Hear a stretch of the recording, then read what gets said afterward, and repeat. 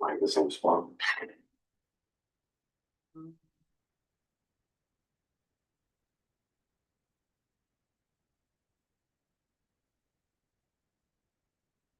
Okay, it looks like it's streaming live here and it looks. Are we missing your Yeah, nameplate? Eileen, where are the nameplates? it's okay. I'll make my own. Oh my gosh, it's in the black container. I'm so sorry, Matt. I thought I got it out. How It's in dare the you. black bag. Oh, the black bag. It's by where you're sitting. Yes. Sorry, Matt. Technical difficulties. Ah, There you here go. you Thank go. Yeah. Is there room over here? Oops. I don't know if we've met in person. I'm Maddie. Matt? Yeah. You remember your presentation? Last one? Maybe the one before. Yeah. Usually Zoom in, I have a 15-month-old, so he takes up most of my evening time, but Dad's taking over the Nice. seconds. It's fully beyond. Right now, he's just obsessed with trying to escape out the sliding door, so, and the weather's cooperating, so she sent me a video of him just running down the street. I'm like, okay. Huh? These mobiles. Huh? Oh, yeah. It really, That's what gets scary. scary with it, yeah. I know. This is your first. Yes. Congratulations. Thanks.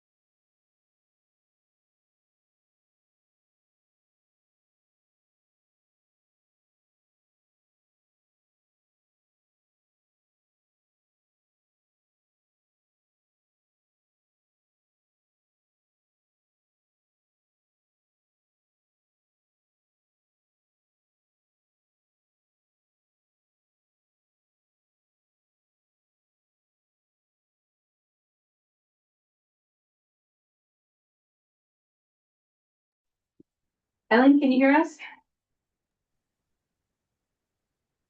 Yes, I can. Thank Okay, you. great. Hi, commissioners. Sorry I'm zooming in today. Do you know if we have any commissioners, we're gonna be missing? Yes, we have Selena Noblock and Nicholas Greif. Okay. And it looks like we have, I think Rudd is supposed to be in and Jim Hanson's supposed to be in person. I just sent an email from Rudd Brown for the meeting, so. Thank you.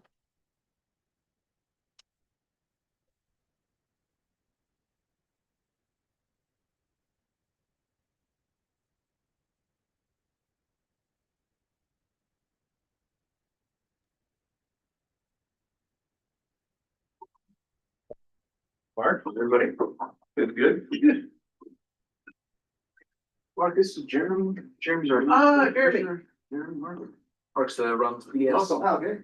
We'll go. Nice to meet you too. Welcome aboard. Thank you. We'll give it a couple minutes till the official clock, I guess, is.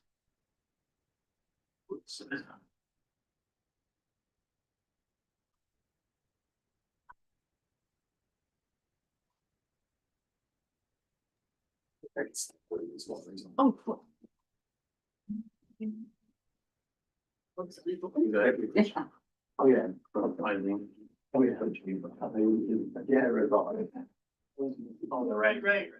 Give it about 8 years and it'll. I'm just down, right?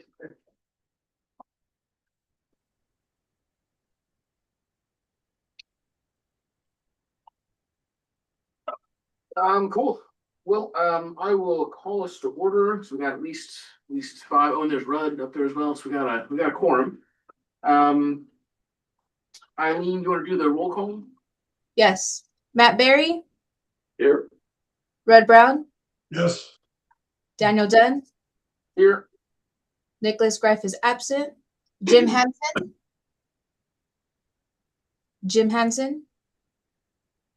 Selena Noblock is absent as well. Dominic Mosseri, Here. Jeremy Thompson, Here. and Scott Van Dalen. Here. Excellent, thank you. Let's do our flag salute.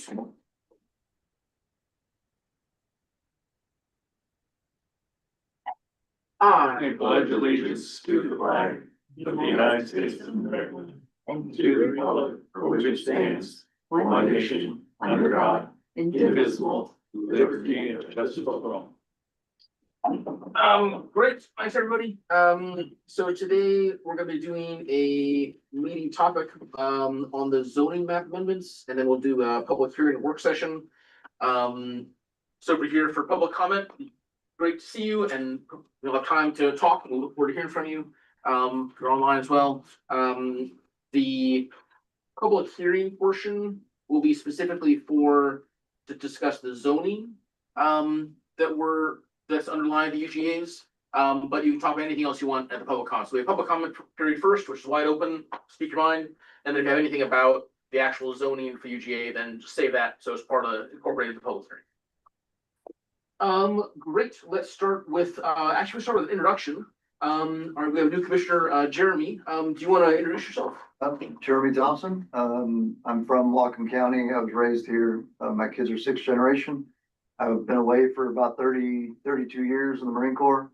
We moved back from Germany 2 years ago and bought a property out on Elder Road in Ferndale and raising my kids here. So they're at Eagle Ridge Elementary and back home. Welcome. That's it. Nice. Welcome. Great. Thank you. Excellent. Thank you. Well, welcome. What's that? What'd you say, Red? Welcome. Thank you. Mark, we'll do our department updates. Yeah, thanks. Hi, commissioners.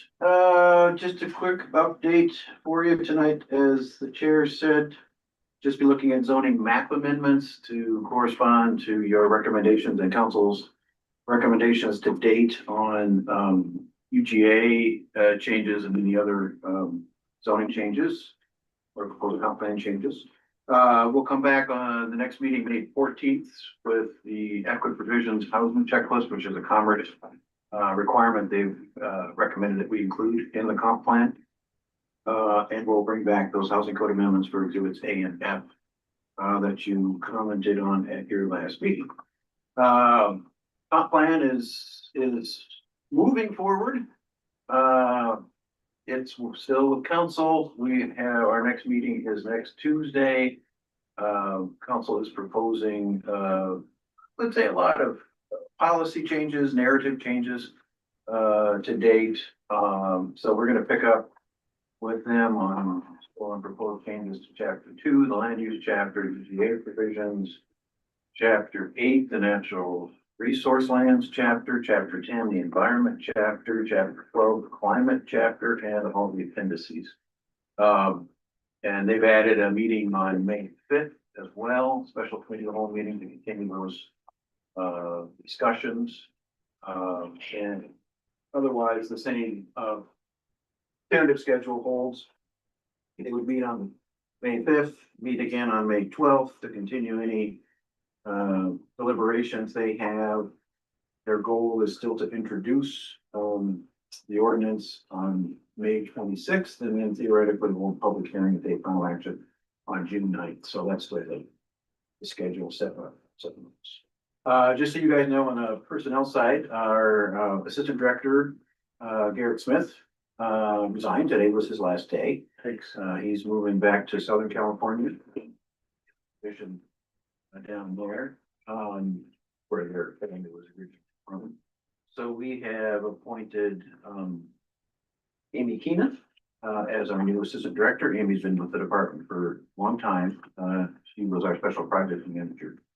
So she'll be sliding into Garrett's role, and we've got 2 positions then on the management side to fill.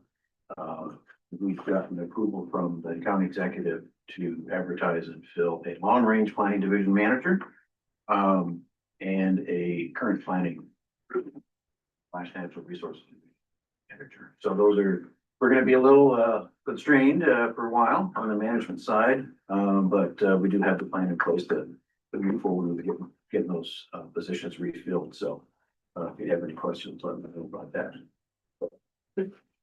Any update on your position, any interviewees or? I think they're interviewing 2 new candidates, but I don't know. I'm not directly involved in that. So, but I think that's happening pretty soon, like next week, maybe. Great. Any questions for Mark from the commission? Great. Thanks. Thank you. Next up is open session for public comments. Is Eileen gonna run that? I'm going to run that to the best of my ability. Excellent. Awesome. Please forgive me. So, welcome to the meeting. This meeting is being broadcast live. The audio is being recorded and will be posted to the county website. As noted on our webpage or website, members of the public may watch the meeting or join online or by phone. During the open public comment session, speakers may not speak to items that are scheduled on the agenda for a public hearing tonight. If you'd like to provide public comment at this time, we will take comments from those in the room first. Please come up to the podium and print your full name on the sign-up sheet. If you are participating remotely and would like to speak virtually, raise your hand. We will get to you shortly. If you're using the internet, press the hand icon to raise your hand. And if you're calling in, press *9 to raise your hand. Great, thank you. And also add to that, you have 3 minutes to talk. So when you get up there, there'll be a clock up on the thingy there. You cheat, you can write 3 minutes. You go a lot longer, it starts to repeat everybody else's ability to talk. So it's trying to keep it right there, 3 minutes. Great. Who's first on our list? Let me grab the list. And this is just for anybody who wants to talk, have any general comments, not for on the public hearing. Do we have anyone who'd like to have any general comments? Doesn't sound like it. Okay, sounds good. Let's take a look online. Okay. Anybody online, want to have general comments?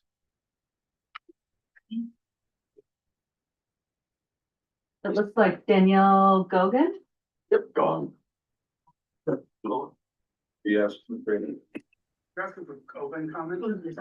Hi guys, can you hear me? Yes, Danielle, go ahead. Yeah, 3 minutes. Okay, perfect. Thank you so much for taking the time to hear public comment. I am Danielle Gahn, and I'm speaking on behalf of the Birch Bay Community Advisory Committee. Earlier today, you probably received a letter from Doralee Booth, who is on our committee on behalf of us. And we just ask that you take the time to read it and review it along with the maps that are provided, as they help illustrate several of our key concerns. Some of those concerns are the proposed zoning changes within the portions of the Birch Bay UGA Reserve, requests from property owners seeking inclusion in the UGA, and some of the Danielle, I'm gonna interrupt you for just a second. I apologize. Yeah. Are your comments, are they about the item we have for our public hearing about the UGAs and zoning there? So no, it's more specific to the letter that you received, and I was hopeful that I could get it out of the way because I'm actually at baseball practice and I'm outside in a field, so I don't know that I can stick around for the whole thing. But it was more specific to the whole letter and not the topics of your. Okay, so it's not regarding the hearing, topic for hearing. Nope, it's Great, go ahead. okay. So I don't know where I was. These include the proposed zoning changes within portions of the Birch Bay UGA, requests from property owners. Sorry, Daniel, I'm gonna have to pause you there. Well, then okay. Yeah. It is about the hearing. I encourage you to stick around if you can and call back in so we can have your public comment in the hearing. Thank you. Okay. Anybody else online for general comments? Great. I believe we had one person in who would like to. Oh, would you like my comment? Excellent. Sorry, No, I no know worries. this is for both, so. Come right This is in and general, in general. it talks about just, my name is Brian Gass, I live here in Bellingham. I just wanted to say that as you guys are talking about this, I'm not gonna speak directly about, things, I will speak again, but one of the things I guess I'd say is I'm kind of disappointed because I only know the Bellingham and the Bellingham City and Whatcom County that I grew up in. And it's just not the one that I want, that people aren't being given a chance to live and work and build a life here. And if you think that a builder determines what gets built or created around here, you're crazy, because there's only one entity that can dictate what gets built, who gets to build it, how much it's gonna cost, how many, and when and where and the time. And that's in these planning departments and these planning sessions, and they're unaccountable. Our current corrupt planning department director, notwithstanding, is unaccountable to this kind of stuff. Excuse me, sir. Yeah, Please don't make it tax. I that's don't not think that. that's appropriate. I don't think it's appropriate That's a to personal pass slurs upon people. If in this it's a fact, is it a slur? So I guess if we could pause here, if you could just continue your thing without Yes, I will. referencing. Yes, just pointing out. The reality is that these comprehensive plans, unfortunately, are more like works of fiction that don't really have any real basis on anything. And I'm concerned that when I hear more about the job of what's being presented to everybody is to downsize people, that, employers, to remove capacity for people's ability to live and build a life here. I'm telling you, it's not okay. And I'm discouraged and I'm disappointed and upset at the same time that all I hear about is how you want to downsize the only employers in town, or the only opportunities for people to build a life here. And I'd like people to take a little more seriousness about those things being said. Like, I couldn't think I'd live in a world where you would actually try and just downsize or remove people's ability to have a decent employer other than the city or the county or the Western or government employees. And all I'd ask is that we take a very serious look at opportunities that people are not given to economically or ability to just survive here. I remember when I think it was Commissioner Rudd Brown said, Whatcom County is like the highest, like 50% on the average higher than any other county in the state. Like, that's not because we're some magical place. Our population has only grown 1,500 people in the last year. It's not like everybody's coming here to live if they can't live here. It's like you're daring people to build a life here and stay. And I'm saying that when you start looking at people's taxes and you're looking at their utility bills, this stuff adds up. And we have to create more opportunities for people instead of downsizing and create more revenue for cities and governments to do less and less and offering fewer services. Thank you.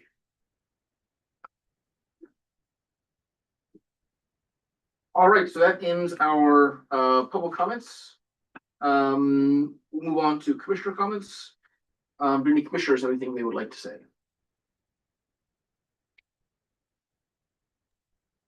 Yeah.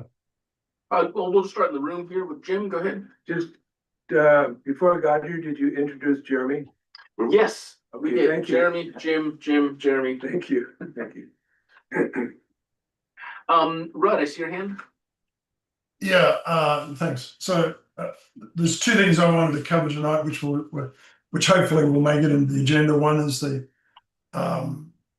stuff that we were discussing last week about the definition of substance abuse facilities. And the second is to deal with this, which is probably the first implementation of the Charter Section 9.7 analysis, which to me is not meeting the requirement because it's far too broad and doesn't include actual numbers. But so those are my comments for the so far. Any other commissioners have any comments? Great. Then we'll move on to the approval of minutes for April 9th. I think these got emailed out. There's an original version and a newer version. So I think we're looking at the newer version. I'm gonna take a look at those and then I'll motion to approve. a motion to approve from Matt. In a second. Second. Thank Jeremy. Discussion? Yeah, on the bottom of page 4, the vote tallies on exhibit D. It has ayes, nays, abstain, and then no vote. Not sure that's the clearest way to say that. I think it might maybe absent or out of the room might be a better way to do it, because when I first read it, I was like, oh, they voted no. And then I'm like, no, wait, nay is no. And I remembered, oh yeah, he was out of the room. So I just don't think that might be a clear way. I think when I've seen in other bodies' minutes, it's absent or out of the room or something when the county council does it. I couldn't remember which one they use, but I think they have a different one they use. I just think it might be clearer. Yeah, I can definitely change it if it's Scrivener's error. Definitely do that. Any discussion about that as a committee? Everybody feel that's good? Yeah, good. Good. So we'll change that on the minutes to, instead of saying no vote, it'll just be absent. Any other changes or corrections to minutes?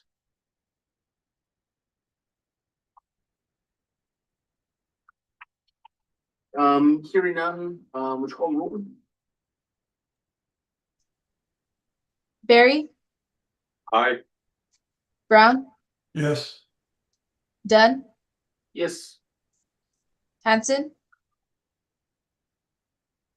Out of the room. No vote. Mosseri, Yes. Thompson, Aye. Van Dalen. Abstain. That passes 5-2 or 5-1 with one out of the room. Great. Our next item is the meeting topic, city UGA and county zoning map amendments, presented by Maddie. Matt. Well, the presentation here.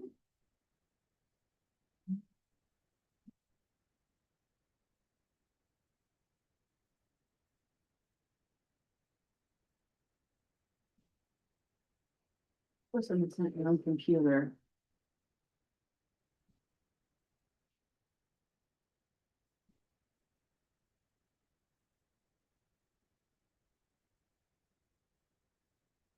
Eileen, can you see that, or do I need to share the screen? You'll need to share the screen. Okay, that's what I thought.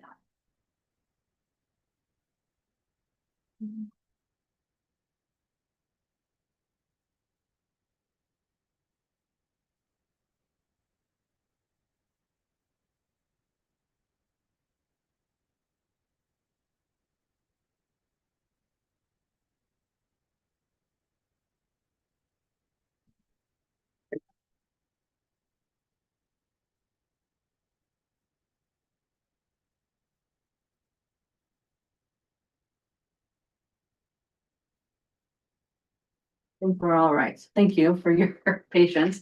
My name is Maddie Schott. I'm a senior planner here with Whatcom County Planning and Development Services. I'm presenting this on behalf of the department on the proposed zoning map amendments being processed under the Whatcom County Comprehensive Plan update. We also have the city planners with us here tonight. So if you have any questions for the city planners, they're here to answer your questions. Before we get started, I do need to disclose I live in the Bellingham, Geneva UGA, which is under conversation tonight. So if you have any objections to my presenting the proposal, please let the chair know. I'm not sure why there's a Just, yeah, that'd be my only question. Looks like there's. You may only be sharing a portion of the window. Okay. Why? Looks like there's only. I would stop sharing and then Okay. back into it. Yes, yes, People select. Share screen. No. Share. Useless. The application window, go there. No question. This one? I'm looking at it. Just get it. Yes. And then if you. Maybe on that. Okay, that looks better to me. Take that. Yes. Thanks, Nick. Thank you. Okay, so just to provide a timeline summary of where we are today, we are, let's see here.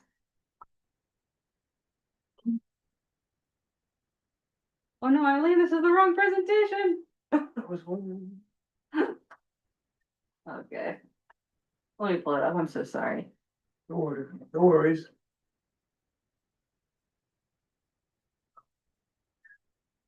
course, it needs something on the computer. It's buried.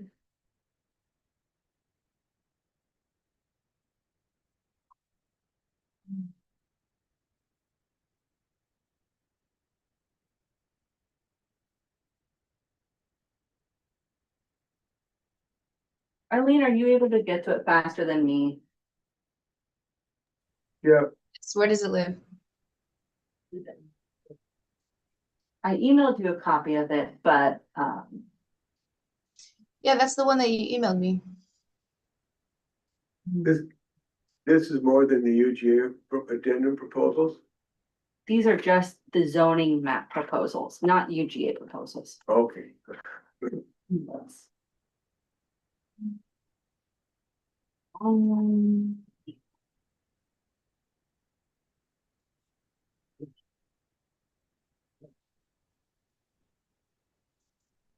let's switch it. Those are in there changes for the area. Well, I do have some maps that you sent out. I can get to it. I'm sorry about this.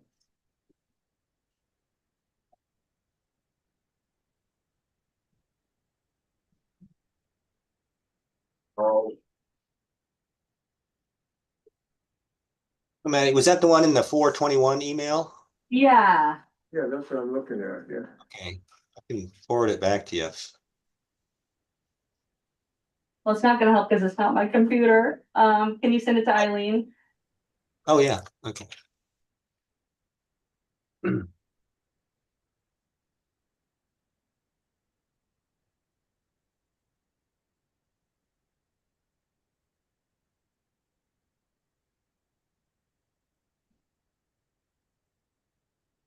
Welcome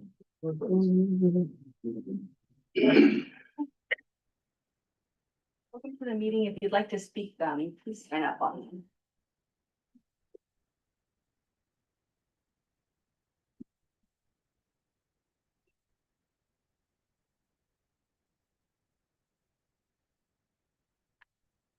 Eileen, did you get that from Matt?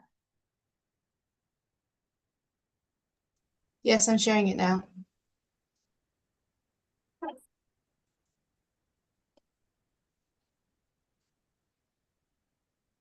Can you see that? No. Interesting. Oh, over here. I think we can. Here we go. Yep. Better? Can you make it full screen?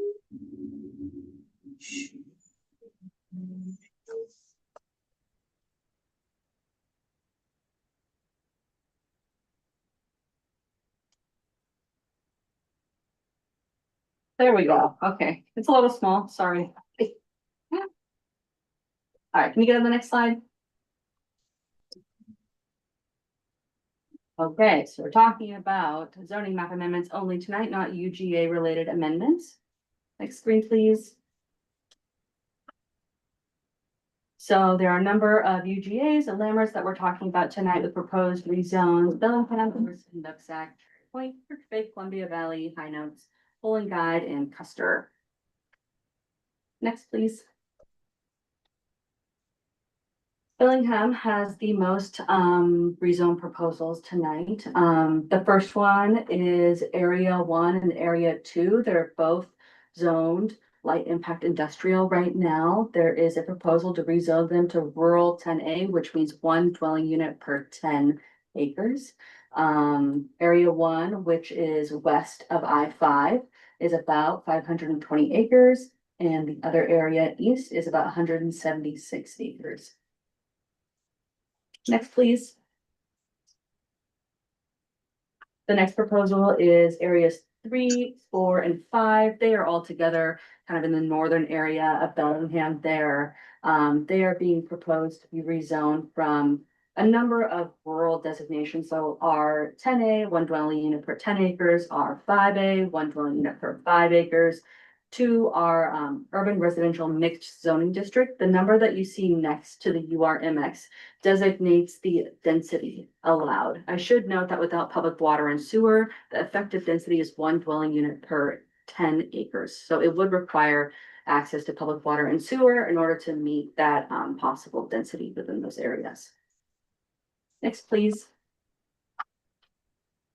The next areas are area 6 and 7. These areas are being proposed to be rezoned because they are in the Lake Whatcom watershed. They're being proposed to be downzoned from urban residential to rural 1 dwelling unit per 5 acres. Wow. Next, please. And that's just an overall map. So you can see. Could you possibly zoom in on that one, those one by Lake Whatcom, so we can see how many houses are already built there? One slide back, please. You're gonna need to go back to the Bellingham. Oh, got it. Sorry. Yeah.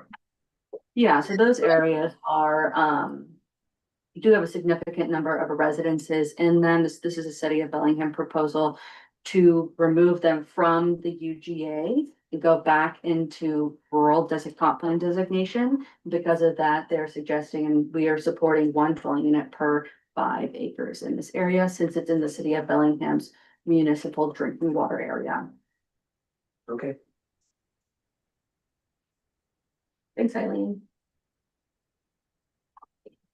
Next is the Everson UGA. There's just one proposal here. It's for study area 3. It's about 20 acres. It's proposed to be rezoned from R5A to UR4. That's urban residential 4 dwelling units per 1 acre. And that's in conjunction with the comp plan proposal for their UGA to bring it into the UGA from rural. So getting an urban zoning designation for that. Dominic has a question. So this was one of the ones that changed. This map's different than the one that we had recommended. Is that correct? Matt, are you able to speak to that? Yeah, so the county count, if you go to the overall map, I think it's the next slide, maybe. It's the next slide, yeah. So if you look at the very north end, that ag, it's in an urban growth area reserve. The city was proposing to make that UGA through discussion at county council. That was moved back to urban growth area reserve, was not put in the UGA. So that's the only change from the previous. Planning commission reviewed these in the fall, the urban growth area boundaries, and made the recommendations on urban growth area boundaries in January. So that was the only change since then that council's made. Okay, and then when I was reviewing that list of these changes that got sent out to us, looks like that was actually done in October. They had that meeting, is that correct? Did they actually review and change that before we finished reviewing and sending it to them? I don't think so. I think that was after they got it. The city's proposal may have been from October. Okay. That may have been. Was that in the email?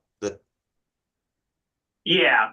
Let me- There's two that got sent out. One was from February 4th, one was from October 17th, the Sumas and Everson proposals, so.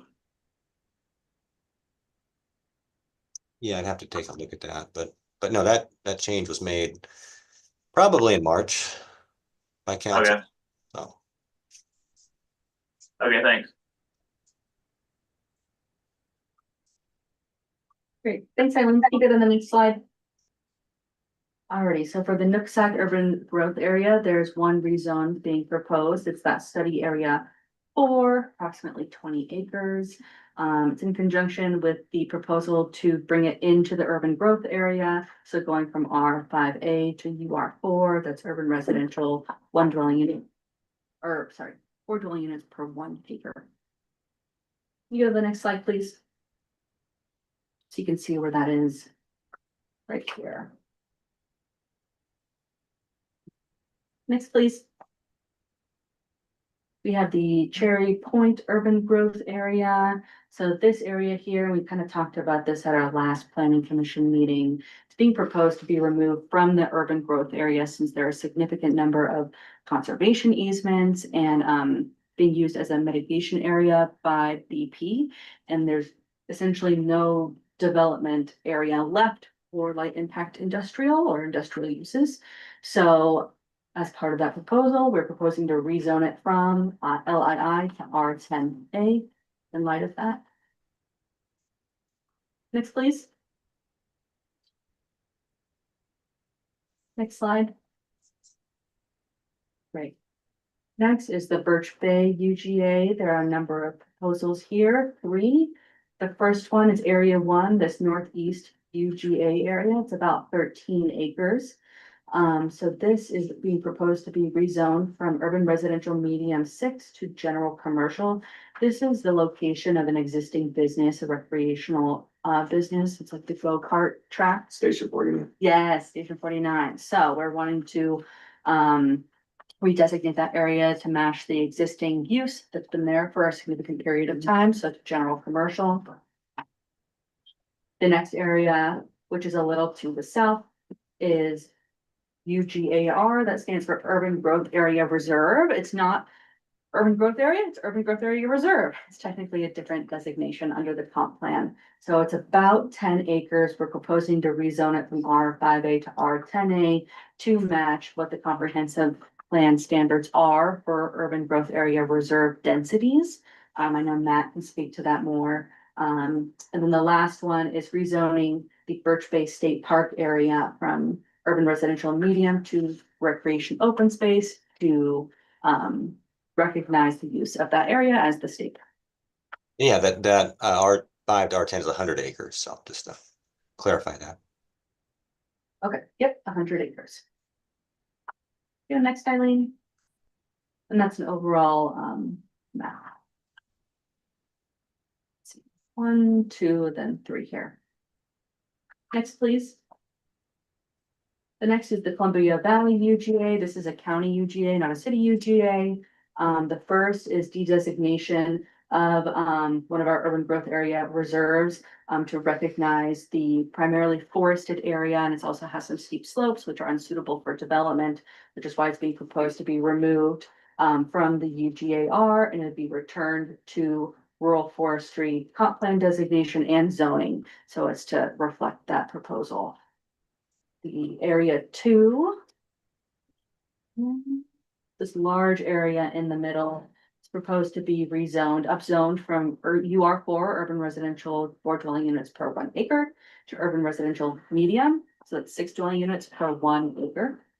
And this is in line with some of the state requirements that are being handed down to jurisdictions to account for accommodating housing needs in certain areas in the county, urban areas as well, like this. And then area 4, which is right here, it's a split zone property, so we're trying to resolve that for them and rezone it from UR4 to GC, which is general commercial. You go next, Eileen. Area 3 here is about 84 acres. Located on the other side of the UGA, being also proposed to be rezoned, upzoned from UR4 to URM6. And then this area to the north is being proposed to be rezoned from rural forestry to LII. To recognize the existing light impact industrial uses within that area. Matt, are you able to give a bit more information about the uses here? Yeah, so that was, we had a foothill sub-area plan process, starting, I think, in 2006, went through about 2011. And so that community has a lot of people, not much, businesses, not much employment. So at that time in the sub-area plan, that 40 acre that has that LII and rural forestry in parentheses was put in the sub-area plan as a planned light impact industrial area. And so at that time, the zoning was not amended. So in this update, we are proposing light impact industrial. It's undeveloped at this time. So yeah, that was basically the summary of it. Thanks, Matt. Eileen, can you go next slide, please? The overall map here, you can see. And then we're moving on to our landmarks, which are limited areas of more intensive rural development. They are different from urban growth areas.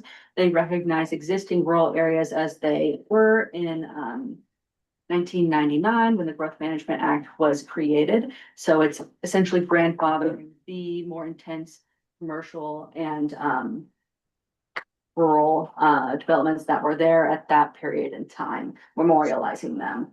As part of our comp plan update, like I said, we are required to allow for more housing in certain areas. This is one of the areas we're proposing in our rural areas that we think would be more appropriate. So the first would be areas 1 and 2 in High Notes Corner. So proposing to upzone from R2A to RR2, that's rural, 2 dwelling units per 1 acre, to residential rural 2. And then the area 2 is RR2 to RR3 there. You go next. You can see the overall map. The next landmark is the pole and guide. And this is for the same reasons here, promoting more development within appropriate landmarks. So upzoning from RR2 to RR3 in areas 1 and 2. Next, please. And the next slide. And the last is the Custer landmark. So this is for the same reasons as well, upzoning from RR2 to RR3. You go next.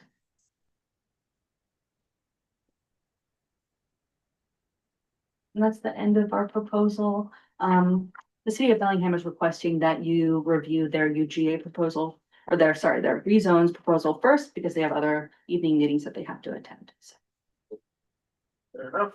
You have a clarifying question? Yeah, this seems like Groundhog Day. Didn't we already go over all this stuff and make decisions? What's going on? You went over urban growth areas. You didn't go over proposed rezones. Well, I remember talking about the rural forestry to light industrial, etc. So sometimes zones, the names match the comprehensive plan names as well. So like rural forestry is a good example, where it's the comprehensive plan designation and the zone's name. Okay, thank you. Yeah.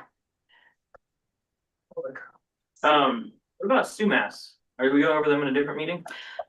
They have not proposed any rezones. So there are some areas that have UGA proposals, Yeah. but the zoning is staying the same, primarily ag.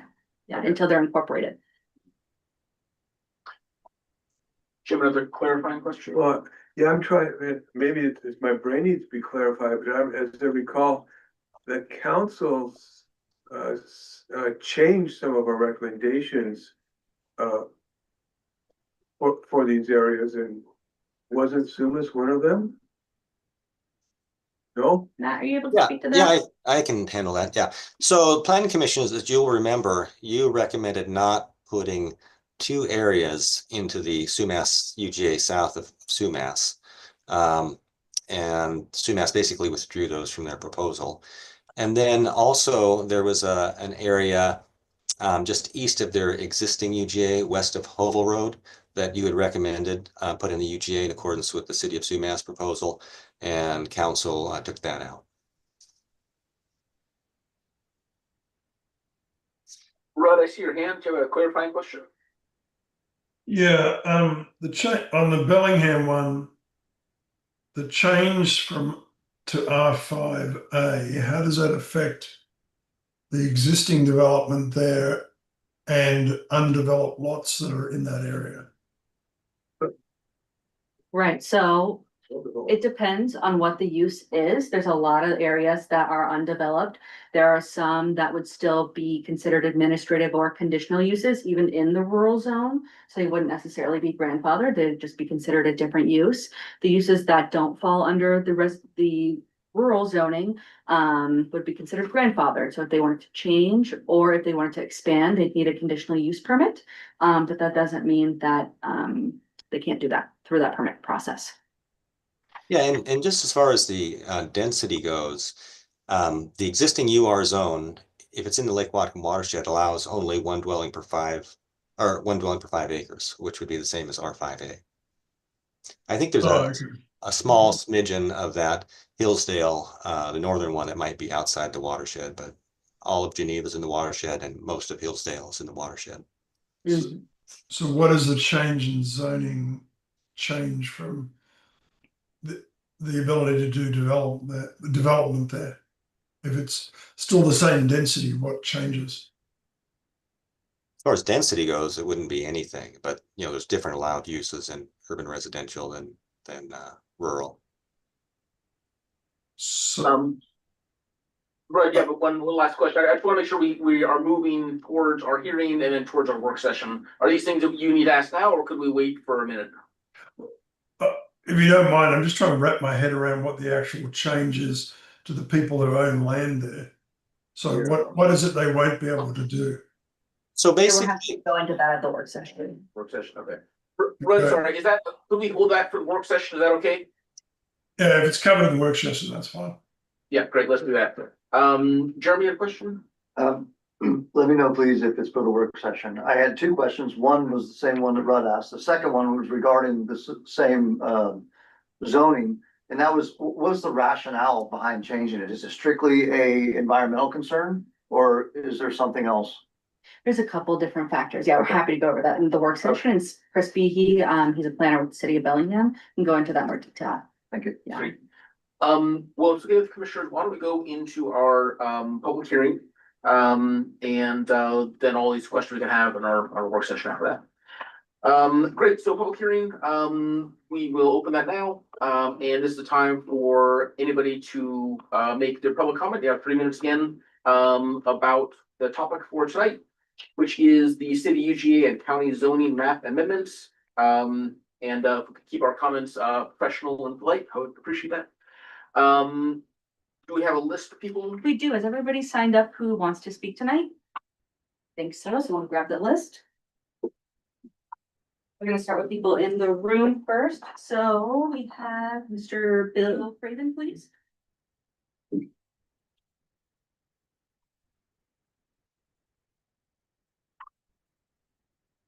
Thank you. Bill Freeman, I'm a resident of the Birchwood neighborhood. We've been following the heavy impact industrial land zoning question up and down Marine Drive ever since the ABC recycling fiasco of a couple of years ago. So when I saw the proposed map with the proposed zoning changes for the Bellingham UGA, I thought I should come and respectfully request that the ABC parcel on Marine Drive be included in your proposed changes and that it be changed from HII to LII.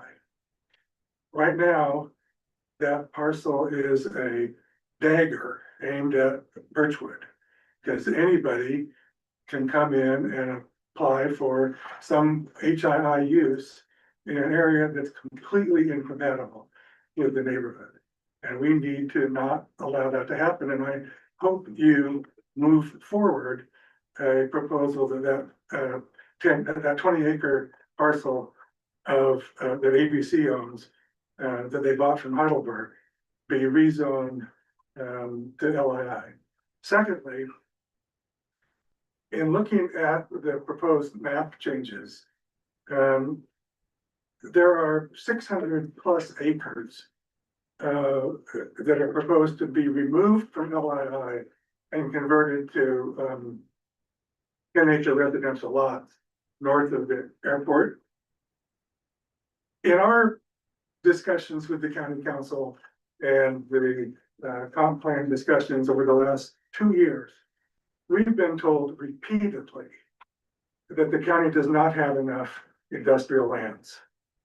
I mean, repeatedly. And so I was really stunned to see this proposal that lands that could be used for LII would be converted into ranchettes in 600 acres or more or less north of the airport. I think that's kind of a ludicrous proposal. Frankly, the UGA, the Bellingham UGA is supposed to be a future site for more dense housing, not 10-acre housing. So why is this a good idea? And I also want to say that in our discussions with the county council and in the comp plan, the Birchwood Neighborhood Association has been maligned as being anti-jobs and anti-economic growth. And I just want the record to be clear. We want that ABC parcel. So, sorry, that's time. Can you give me 2 seconds. Okay. We want that ABC parcel to be LII and developed into a business park. And we're happy to have the rest of the existing LII as well as the port's industrial land study also developed. We're not anti-jobs. Thank you. Thank you. Great, we have Sarah Gardner next, please.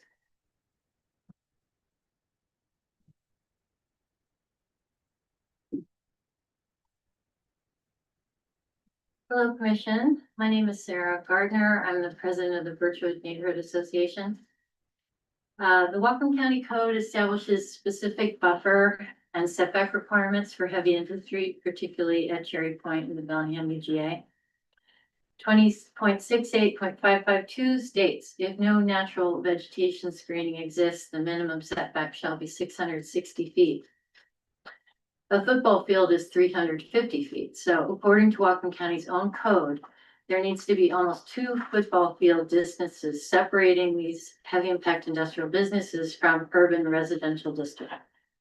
Thousands of city and county families are not protected by these buffers, and many live directly adjacent to these industries, even those residences located outside the industrial district. In addition, when a parcel situated within this district is located within the Bellingham UGA and adjoins an urban residential district or residential district within the city limits, setbacks for heavy industrial buildings and or uses shall be increased to 100 feet. In addition, if any part of said buffer area is separated from or sold to any contiguous or adjacent owner, lessor, or user, the parcel so separated or sold shall be used only as a buffer area. A few years ago, when Bell Lumber and Pole leased their property from Ozer, they were in clear violation of setback and buffer laws. In addition, we have odor laws. Section 20.68.704 states that no odor, dust, dirt, or smoke shall be emitted that is detectable at or beyond the property line for the use concerned in such a concentration of such duration as to cause a public nuisance or threaten health and safety, or to reasonably infringe upon the use and enjoyment of property beyond the boundaries of the district.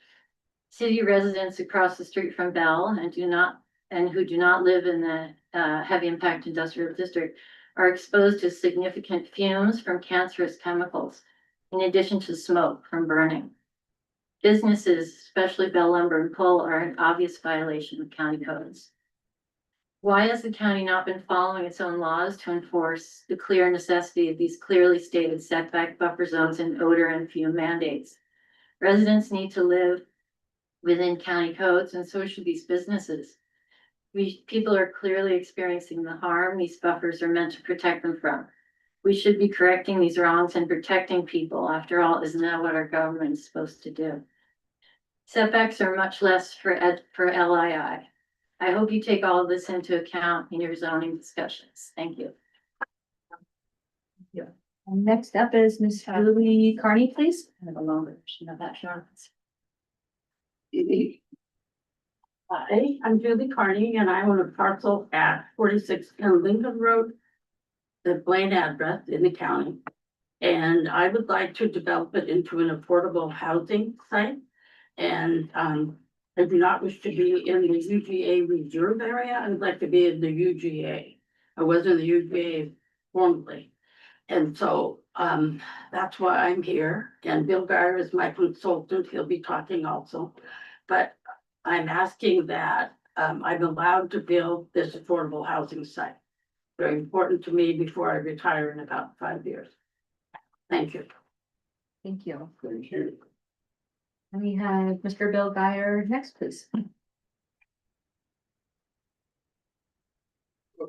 Planning Commissioners, Bill Geyer, Geyer Associates for this committee. And you're probably wondering why we are so diligent to come to you and talk about 4610 Lincoln Road to include in the Birch Bay UGA. We're doing that because there's a trend that has evolved of how our project is reviewed by the staff. And I just want to point out that Ms. Carney attempted to have a final subdivision plat approved in 2022. The county staff denied it. It was appealed to the hearing examiner. And then as that denial was upheld, as the Land Use Petition Act, state law provides, she appealed that decision to the court.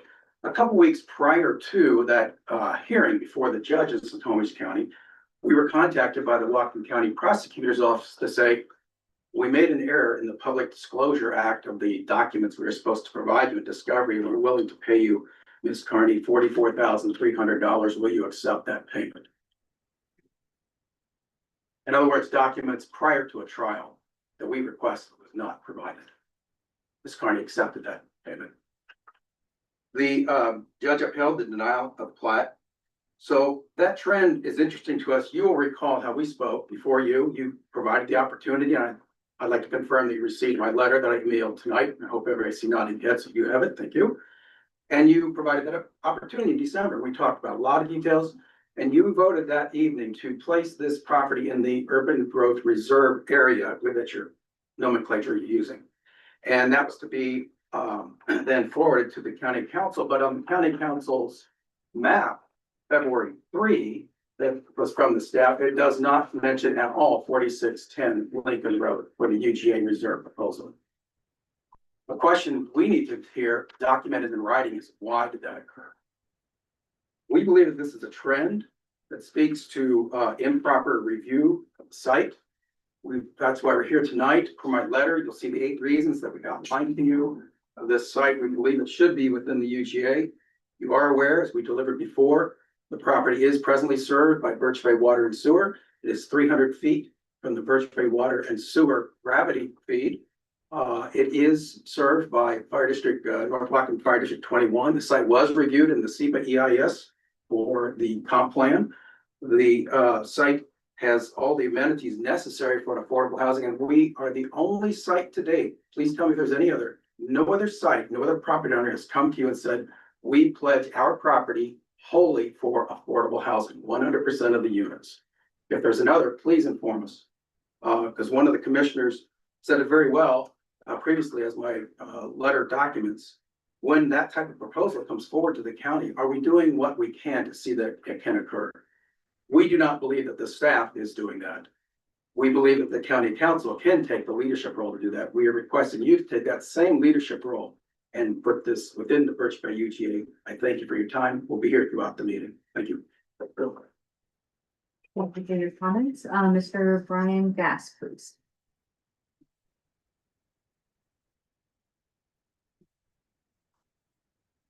Okay, let's talk about professionalism. When I was talking to you earlier about things I wish I never would have heard and never would have known, and what I believed in is I didn't realize how false the comp plans really are, and I do. I go by what Bellingham said in 2005, when they said they had 10,000 developable lots. And in the end, detached single-family homes, check the record, they ended up permitting less than 2,500. So what happened to those 7,500 houses? Well, you know, the city bought 400 acres of residential property right after that. The city owns a bunch of greenways property to the tune of about 1,000 acres.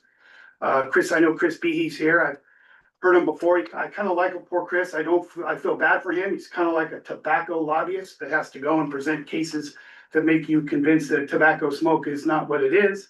But I'm telling you right now, when you look at Bellingham's plan, they have lied about their UGA since 2005. They said they were going to have annex all 15 areas. They annexed 0. They said that they were going, you know, when they talk about looking at this rezoning, I want you to know that when I'm looking at that property that's in the northwest, isn't that where the jail was? The ill-fated jail property is, where it was supposedly all wet? So you're gonna rezone that to R10?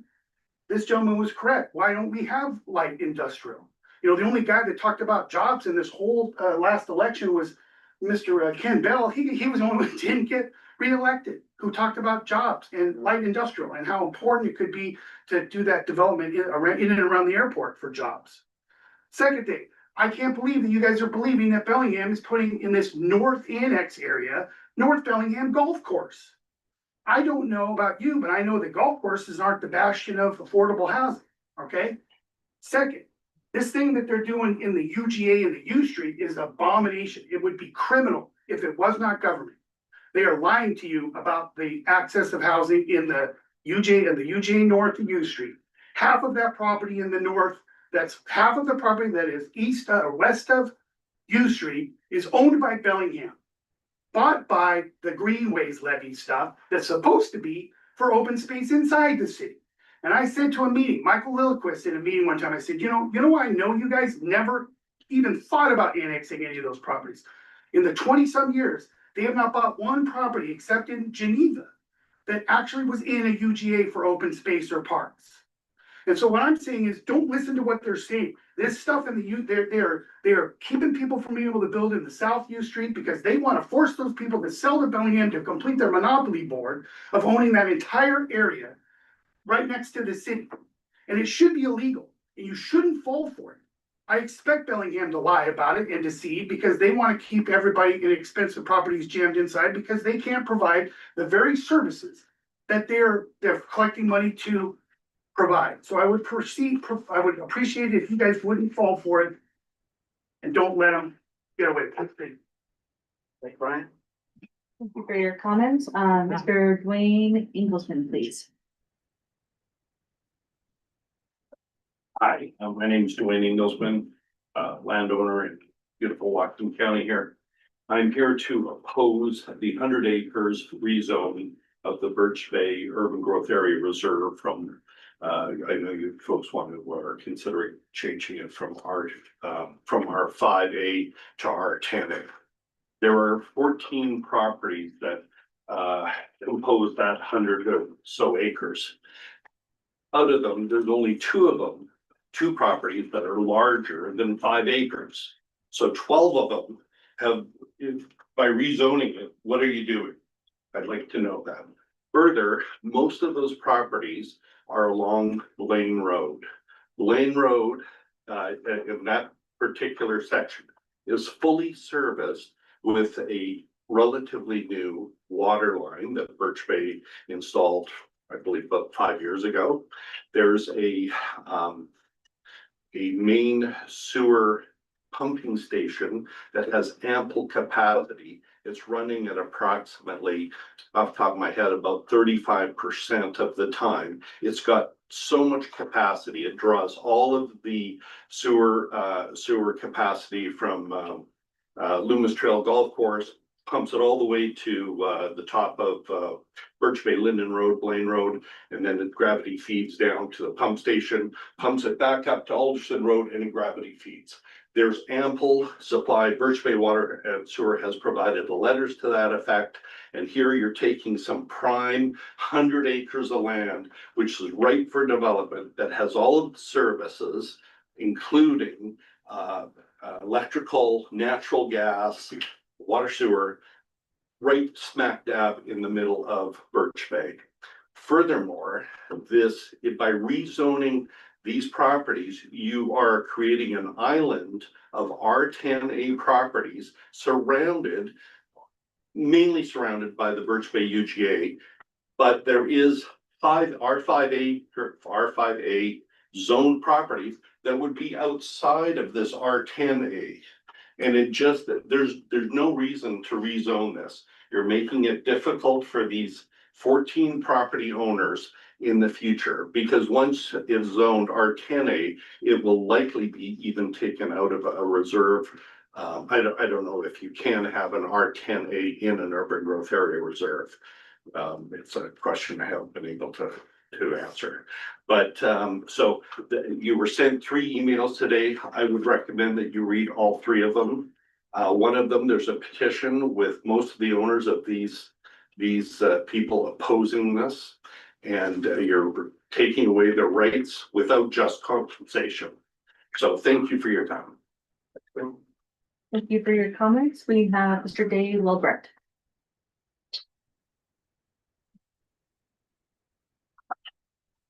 Good evening, commissioners. My name is Dave Wilbrecht. I'm a Birch Bay resident, but I'm also the chair of the Birch Bay Community Advisory Committee, which was formed by the county council back in end of 2024 and was formed in 2025. We've been meeting monthly on a variety of issues and things that have come before our committee, learning about the community as well as making some decisions. So a couple of the decisions that we've made, and we've including recommendations to you as the planning commission, really falls on the previous statements that you made regarding the 100-acre parcel, 100 acres parcels right next to Lane Road, as well as the Lincoln Road property that you spoke about, and a couple of others that you haven't spoken about. One of those is the community church on Bay Road and Grandview, I believe. I'll talk about that one first because it's just so simple to think about. That church property is sitting outside of the UGA. It's a active, busy church with a school attached to it. They're connected to sewer septic systems in their properties. The request that we've made to you is included in UGA so they can connect to sewer. It's as simple as that. With the connection to sewer, we improve water quality and all the things go along with having sewer properly managed and maintained by systems that are approved by the state. So that's a simple request, just included in UGA. The second request really falls around the properties that we just spoke about. They're what we call donut holes, properties that are in a reserve, kind of in the middle of a UGA. It doesn't make any sense to the community. We've looked at it, we've debated it, we've had presentations from property owners, we've gone and visited the properties. It just makes sense for us to think that those properties should be within the UGA and that the zoning should be appropriate relative to development. It's been my understanding, and I think it's probably true, that many of those owners are ready to develop, and affordable housing is a large part of that, which we all know has density relative to its size. And so we're not talking about acres of land surrounded a house. They're high density homes or affordable housing or care facilities like I think we've heard about tonight. So we just want some common sense applied to it. Very similar to how the zoning was proposed and changed for Station 49. Simply looking at what the use is and making the appropriate adjustments relative to zoning. So we're asking for a similar thought process around these properties and parcels that are ready to go. We also want to highlight that we think that Birch Bay has some risk because it's so close to the water and rising tides, that there needs to be some consideration about vulnerability relative to tidal changes and tides and property values and so forth, which we think should be considered in the land capacity analysis. Well, all right. Well, thank you so much. I got my points made. Thank you for your comments. We'll move to those online. We have R. Harry Eskridge. You are unmuted. Thank you. Can everybody hear me? Yes. Thank you. Good morning, commissioners. My name is R. Perry Eskridge. I'm the Government Affairs Director for the Whatcom County Association of Realtors and the Building Industry Association of Whatcom County. The reason I'm here tonight is to talk about something that is brand new in our county charter, and that is the analysis of construction costs that is included in this proposal. The county charter, which is cited on page 7 of your packet regarding this information, actually includes the county charter provision, and it states that the county Hey, Mary, executive. this is Dan. Can you just pause for a second there? Alan, can you start? Thank you. We forgot to get the clock going. My bad on that one. Can I have Just reset it back to 3 for me, would you? Right. All right. Thanks, Barry. Go ahead. Continuing on, it says the county executive shall publish a credible analysis of how land supply and construction costs could be affected before amending any land use or construction section of the county code. And when you look at the construction cost analysis, I would use the word incredible when reviewing this. The lack of specificity is absolutely stunning. I mean, it is absolutely conclusory statements, doesn't include any analysis. And in fact, the statements in here, I believe, are demonstrably wrong. For example, if I just look at the first paragraph, downzoning generally reduces revenue. Okay, so that's the result for developers because fewer potential dwelling units can be constructed, leading to higher housing prices. I don't know what the relationship is there. Higher housing prices would lead one to conclude that maybe there is more profit in building larger, less dense dwellings, and maybe it doesn't reduce revenue because, as I understand it, construction costs per square foot stay pretty static. There's no analysis, though. There's nothing to even discuss with regards to that. But then it continues on. Upzoning generally allows development at higher densities, reducing per unit construction costs. Based on what? I mean, what are the assumptions? What is the analysis? There's absolutely nothing in here. And it says upzoning increases property values, making capital providers more willing. I mean, if you've got a 50-acre estate with a 20,000 square foot mansion in the middle of it, I would suggest that it's probably much more valuable than, something else. The whole thing just defies explanation. I know this was not anywhere near the intent of the Charter Review Commission. I've spoken to several of them, and they are just as dumbfounded as I am that this is what passed muster for a credible financial analysis with regard to construction costs and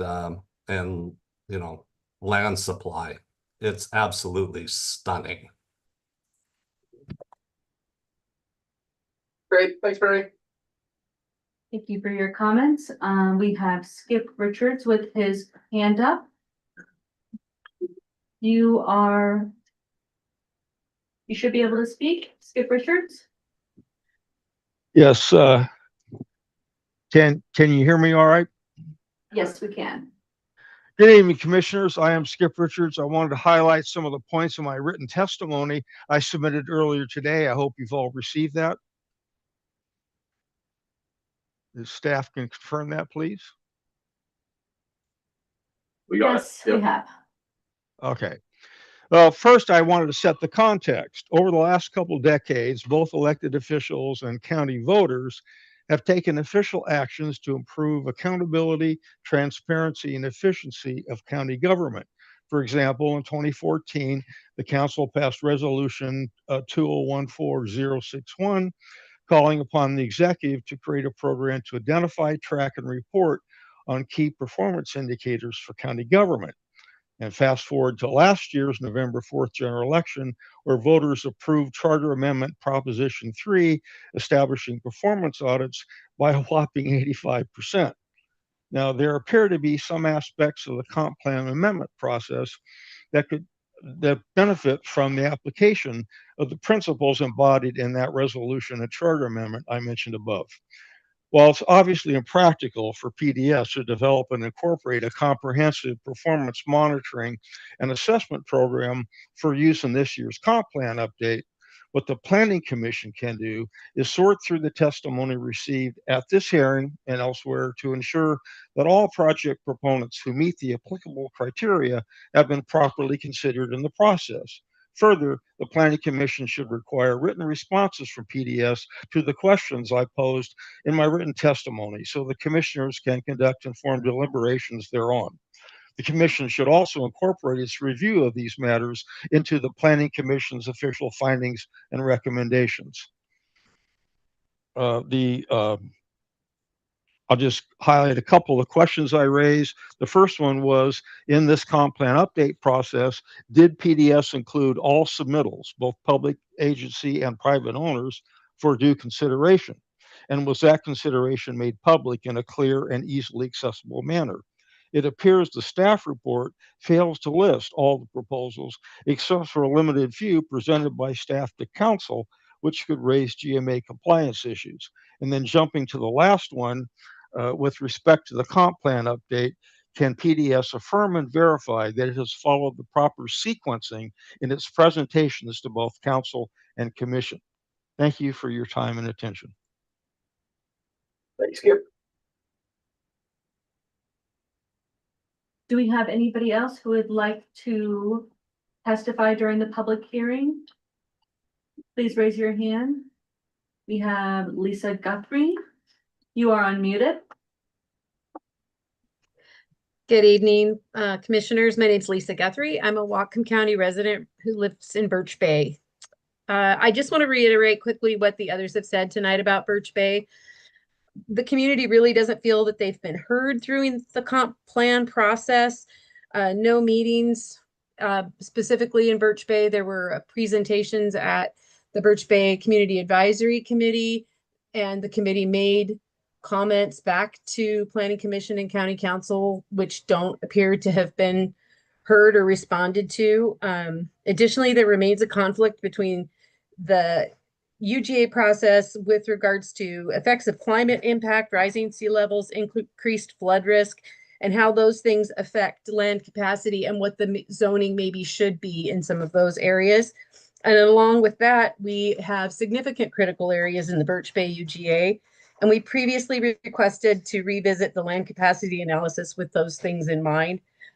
We believe more work is still needed on our UGA to be accurate for this comp plan update, and that goes along with zoning that would reflect that. The property owners that are there, some of them have been in the UGA. They have water and sewer. They're ready to build.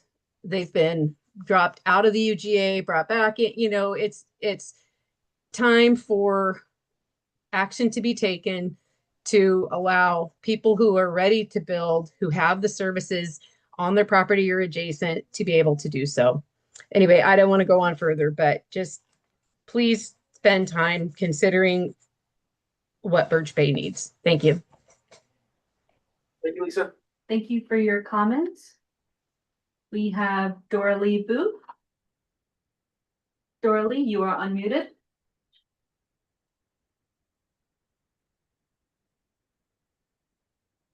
Go ahead, Doralee.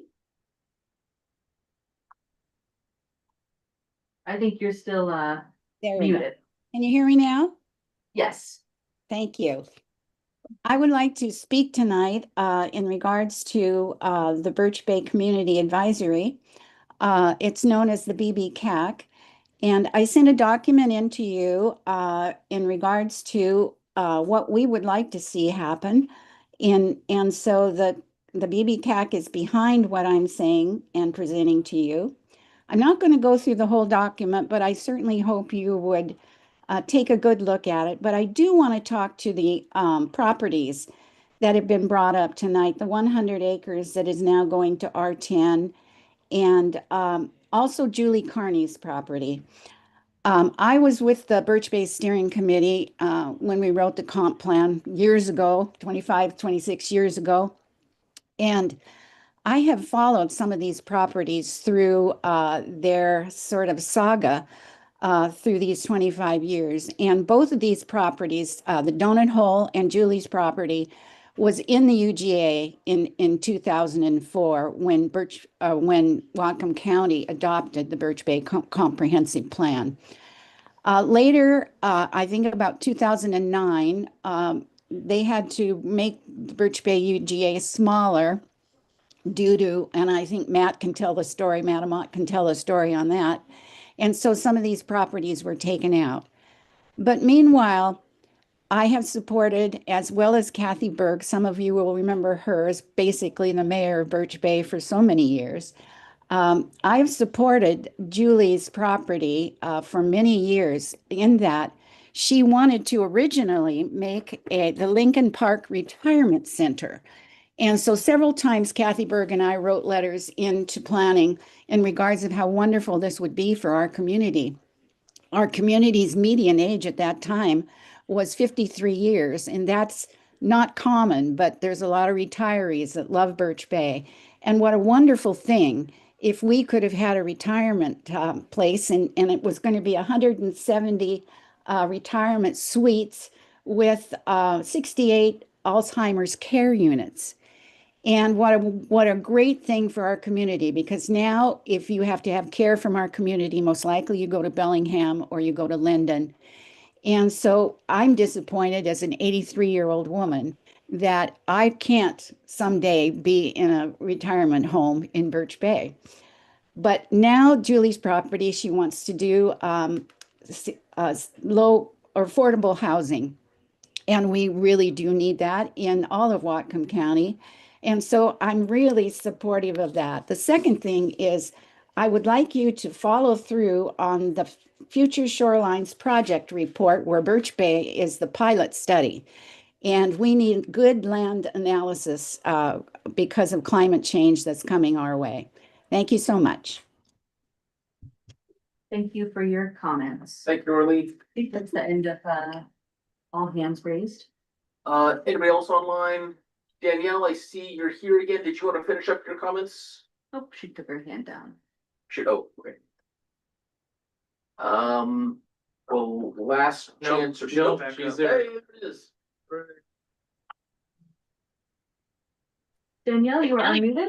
Okay, yeah, thank you. So again, Danielle Gahn on behalf of the Birch Bay Community Advisory Committee, and I encourage you to read the letter that Dorley had sent in today. It has a lot more detail on the issues that have already been brought up and discussed.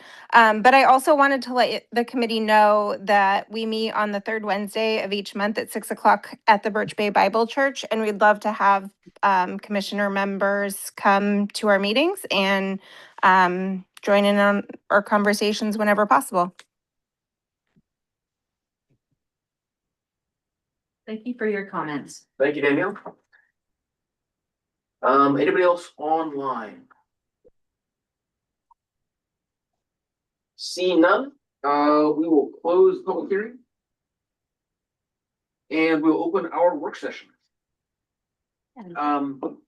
Just a reminder, Chris was hoping that City Building could go first. Yes, yep. We suggest that we just work our way through the maps, the exhibits, front to back, and that will put Bellingham at the first one. So commissioners, questions, comments about Bellingham's exhibit 1? I guess, can we come back to why, what is the reasoning to down zoning areas that are completely built up? If they also don't really have an effect on the capacity?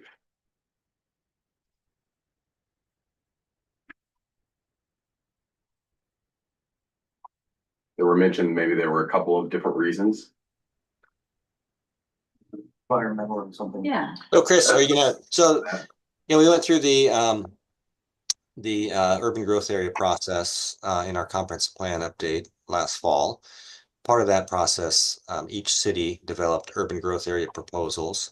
The City of Bellingham proposal removed those areas that are zone light impact industrial LII kind of north and west of the airport. And the city put in their proposal the rationale for those. And Chris, do you want to just touch on some of those? Sure, yeah. Let's just start on the left and we can work around kind of clockwise. The two areas that are on either side of I-5 there between the Bellingham Airport and Ferndale. Like said on the map there, they've been zone light industrial for a very long time. And are areas that are highly impacted by critical areas. There is some development capacity there, but it's pretty limited compared to the overall area of those zones.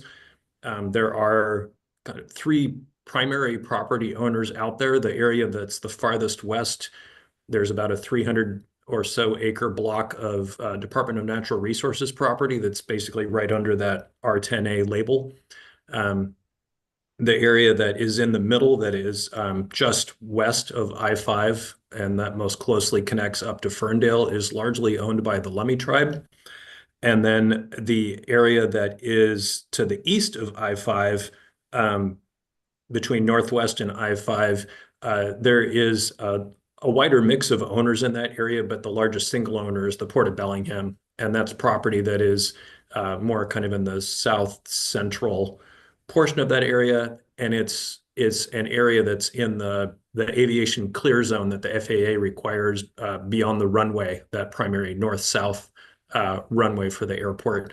So it's an area that not only is it mostly wetlands as the headwaters of Bear and Silver Creek, but it's also an area where the aviation regulations discourage structures. And so there's, for a variety of reasons, there's some limited development potential out there. And again, this area has been in our growth area for since the original 1995 urban growth area was defined. And there have been no annexation proposals for any of these areas, largely because they're almost all a mile or more from existing city limits, and leapfrogging the airport to complete the utilities and provide urban infrastructure out there is just a cost prohibitive proposition, historically and certainly in the current climate we find ourselves in. So for all those reasons, we decided it was most prudent to not include them in our UGA anymore. We felt like there may be a day in the future where we revisit that decision and decide that maybe at some point, if we've already annexed the airport and those other connecting areas, we may look to that area for future inclusion in our growth area. Again, kind of depending on what development patterns occur between the current city limits and that area over the next 10 or 20 years. But we just feel like it's always been in our growth area. It's always been a bit of a misnomer and a misrepresentation of our true development capacity, because when you look at the financials, it's very challenging. And also just highly unlikely that we would leapfrog areas that are adjacent to the city that we could potentially contemplate bringing in sooner.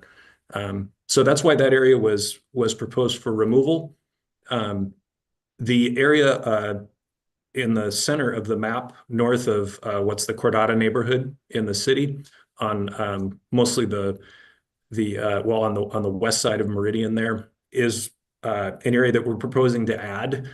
Most of that area has been designated UGA reserve since the last comprehensive plan update. There's a small area, that 19.5 acre rectangle in the kind of upper northeast corner, that is currently zone rural 5 acre, and it's not part of the reserve area. We're proposing to bring all of that area into the UGA with this plan update, largely because the Kitech Corporation owns that area. They actually own north all the way up to Smith Road with the North Bellingham Golf Course, but we're proposing to bring in the south half at this time. It's a total of a little over 350 acres. Again, largely because it's primarily in a single ownership, and that owner has expressed an interest for a very long time in doing a mixed use residential development out there. And in particular, over the years, their plans have evolved, their kind of conceptual plans, to include a large number of middle housing units, and some multifamily housing, which is something that our community needs more of. It hits that more middle income spot with the market rate, and just is something that we feel, again, being in a single owner and also an owner that just to the area south of there has proven their track record of being able to produce housing over a number of years on a pretty at a pretty steady clip. We feel like that was something that could meet our housing supply needs in the nearer term than the longer term. So that's why we propose to bring that area in. It's also an area that is relatively flat. It certainly does have some critical areas, but the way the environmental constraints are around the edge of Bellingham, there are no areas that are not significantly impacted. This is just less significant than some other areas. So that's why that area is being proposed to be brought in. Sorry, and just see if I have any questions from commissioners at this point on those items. Any questions for Chris on those, Dominic? I don't have a question. I just say we've gone over this stuff so many times, and you're getting somewhat up to speed, and I think that's fair. But just to clarify, we're not discussing the UGAs. We've already voted on those. We're just discussing how we're going to handle the zoning of those areas that have already been talked to go into the UGAs. Just so just so we don't rehash the same conversations. Yeah, as many times we already had. Excellent point. So I can just speak to real quickly the URMX 10 to 24 and the smaller area that is the 6 to 10 designation reflect Bellingham's intent to take a more detailed look at the land use in these areas and propose city zoning that matches that mix of uses. And those densities that are proposed for the URMX zones are relatively in alignment with what we would envision for these areas once they become part of the city. As Maddie indicated before, they currently lack complete water and sewer services and other urban services, so they could not currently develop to those standards. They would need to be annexed first by the city, and then we would then work on extending utilities, and some of those infrastructure pieces would be the responsibility of the developer to provide. So that's why that URMX 10 to 24 and then the smaller area of 6 to 10 felt like the most appropriate current existing county zone to fit what we envision there in the future. Great, thank you, Chris. Questions or actually you just discussed? I mean, to clarify my question, I was asking, I should have been more specific about the areas like Geneva where it's being proposed to go to rural designation, even though it's built up fairly high density.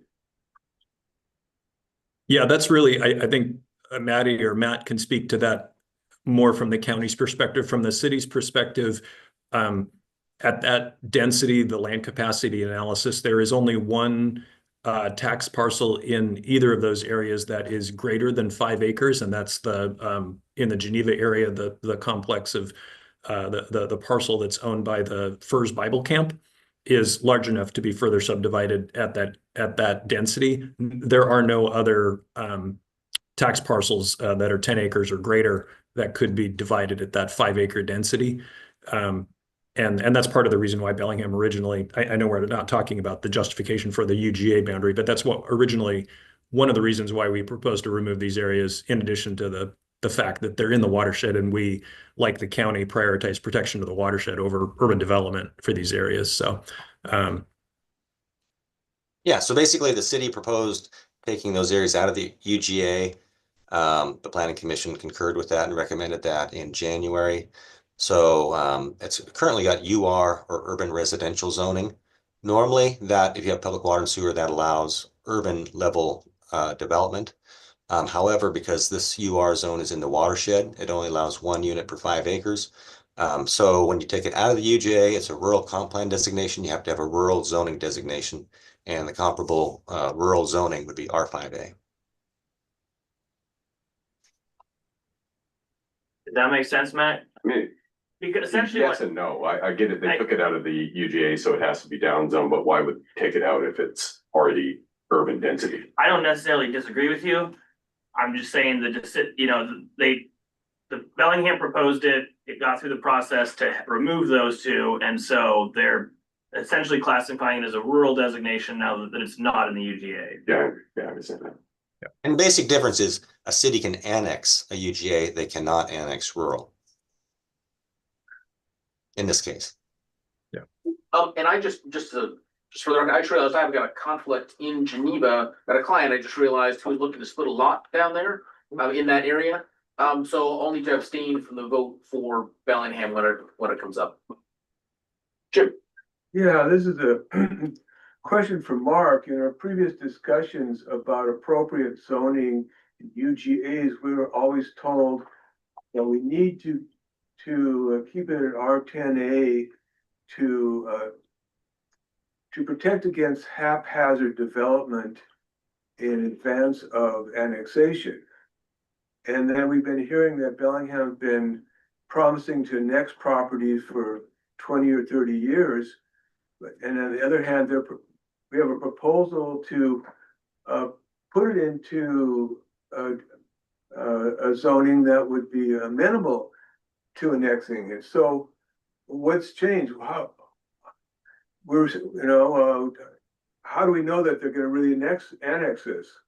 So the city's indicated for both Geneva and Hillsdale, but they don't want to annex. Right, I'm talking about the Kitech. Right.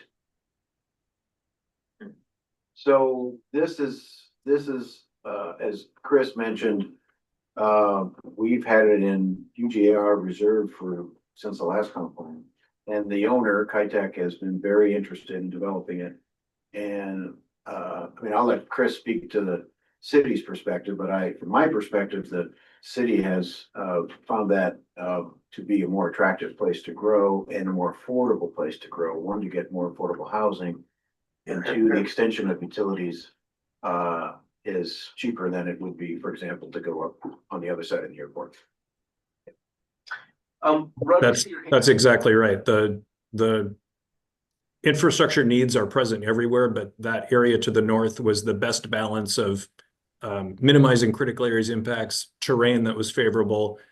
Most importantly, in this case, an owner that was interested and willing and able to perform, and just from the timing perspective, able to do something within this planning period. Rudd, go ahead. Yeah, the area all around Lake Whatcom, I'm personally supportive of having lower density around our drinking water supply. But what outreach has gone on to the 700 and almost 800 homeowners that are going to have a down zone? Have they received communication from the county and the city as to how that's going to change things for them? It's really not, when you look at I think what Matt was indicating was the current density that's allowed there is not changing. It's going from UR with a allowed density because it's in the watershed of 1 home per 5 acres to rural with 1 home per 5 acres. What the real key is that it's being removed from the UGA because we don't, again, over the past number of years that we've done surveys of the communities out there, they've indicated they're not interested in being annexed. And we're focusing on areas where we know there may be some interest and also ability for housing to be produced that can meet our supply needs. So for those reasons, that's why we propose removal. We did not do a mailing to every resident in those areas, much like we didn't on the other side either. But we have widely advertised for 2.5 years the process that we are updating this plan. We've had, all of the public hearings and the legal notices for those. So we feel like our process has been transparent and very visible in the community. And we've had a good number of people from these areas participate in our public meetings. So the answer is no. There hasn't been that. There hasn't been a specific mailing to those property owners. No. So the answer is there hasn't been a analysis sent to them as to how it affects them to have the zoning changed.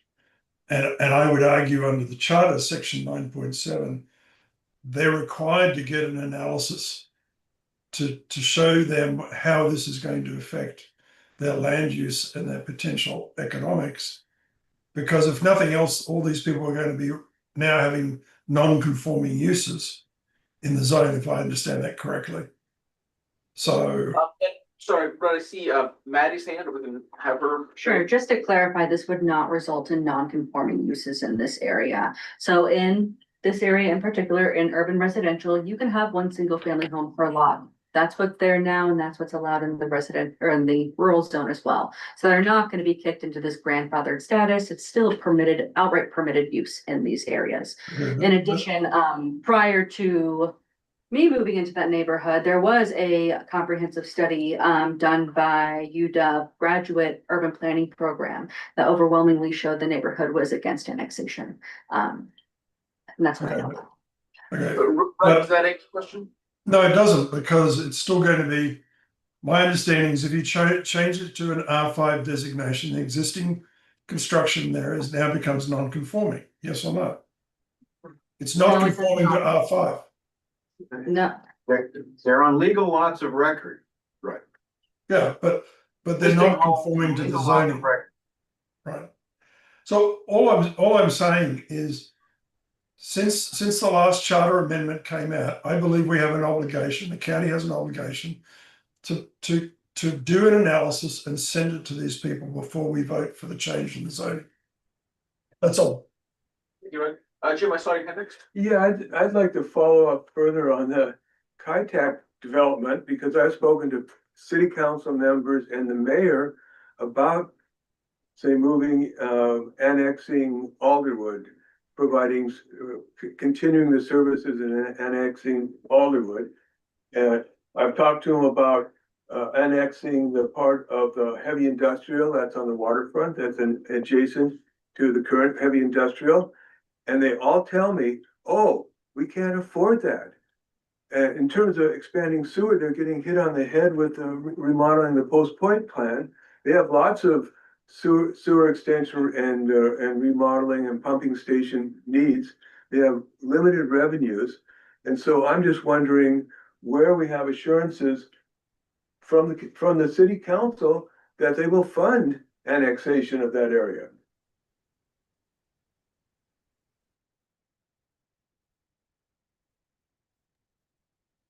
Yeah, are you talking about those industrial areas in the Alderwood area about the? I'm not talking about KITAC. Those are examples of things they didn't want to spend money on.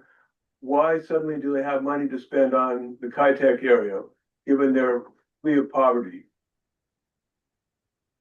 Yeah, well, the fiscal analysis of that area would indicate, and again, we haven't done the detailed dive that we'll be doing in our annexation plan over the next year. That's why we have specifically identified these areas like KITAC as areas where the developer would be providing a significant amount of that infrastructure themselves to meet the things that are identified in the water system plan, the sewer system plan. Those are identified in, for instance, in our 2016 reconveyance plan, which is a component of our sewer comprehensive plan, that those are developer provided pieces of infrastructure. So, thank you. Thanks. Yeah. And just to think about easing things along here, does anybody have a motion they'd like to make about Bellingham or Exhibit 1? Rudd, I see your hand. Yeah, I just want to clarify something. My understanding is that a change to non-conforming status will affect the ability to finance a property. And my question is, has that been factored into this? Because it needs to be. So, and if I understand it correctly, most real estate forms would require that the seller or future seller of those properties is going to have to declare it as being a non-conforming occupancy. yeah, just to clarify, what use specifically are you inquiring about? Any use, because it's the zone. If the zoning is changing to R5, that's one house per 5 acres. Mm-hmm. If you then have 10 houses on that 5 acres, they are not conforming to the underlying zoning. Because the zoning has changed. Clarify that there's a difference between uses. So, things like residences and farms and things that you do on the property, and density. So the density requirements, they're not actually changing because you need public utilities to do the theoretical level of subdivision in those areas, and you are. So the density is not actually changing effectively, and the uses are still allowed in rural, so they're not getting grandfathered. Still are outright permitted. I just want to speak to this from a real estate appraisal perspective, because I do come across this quite often. And even if it's, they could rebuild the improvements if they burn down in, this current thing, it does require the appraiser to make an extraordinary assumption. It can sometimes cause issues with the underwriters when they go for financing. So I kind of see both sides of it and how it can affect property owners. That's why I tend to not like some of these zoning changes that seem almost disingenuous, like it's not rural, it's already your cat's out of bag. That's just my experience. Rudd, is your hand? Yeah, I think it needs this, I think it needs an independent analysis, and that analysis needs to be disclosed to the people in the zone before the zoning is changed. So we have to change the zoning because we have to have this, match now what the comp plan has in it. So that really what we're discussing is what the zoning is gonna be in this area, not if their zonings, not if they're gonna be in or out of the UGA at this point. So if there's a different zoning you want to apply to it, I think that's the discussion we're having, right? Not if you want to change it or not. Yeah, that's my understanding. So Rudd, is there a different zoning that you would propose for that area? No, listen, I'm not opposed to the zoning. I'm opposed to doing the zoning change without the analysis required by the Charter Amendment 9.7 and without disclosing this in detail to the people who are affected. That's what I'm objecting to. I don't particularly have an issue about changing the zoning. I just think they need to be informed. Are there any motions that anyone would like to make?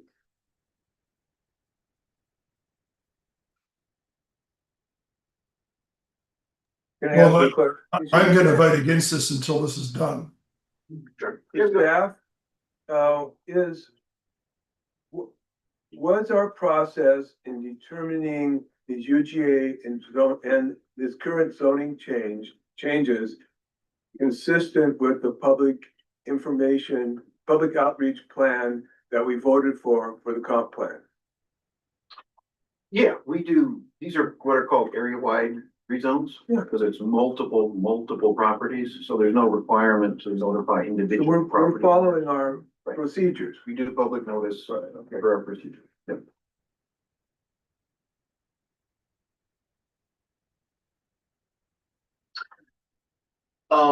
Would anyone care to make a motion to approve or not approve? See where that goes? I would make a motion to approve with the exception of the area affected by these UGA changes to R5. That's zoning 6 and 7, right? Zoning changes, right? So Rudd, your motion would be to accept Exhibit 1, except for area 7? 6 and 7. Area 6 and 7? Correct. Subject to a proper disclosure per Charter Section 9.7 and notification to the landowners affected.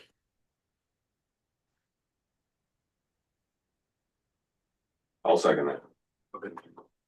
Rudd, I'm trying to type here and just say it again. So you're approving Exhibit 1, separate area 6 and 7.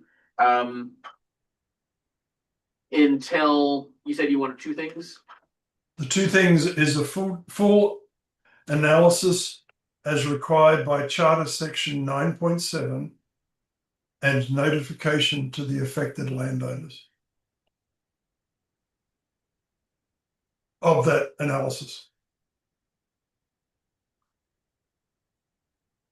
Okay, so I got terrible handwriting. I'm just gonna read it back so I make sure I'm on the same page. So your motion is to approve Exhibit 1, except for areas 6 and 7, pending a full analysis as required by Charter 9.7 and notification to the affected landowners of this analysis?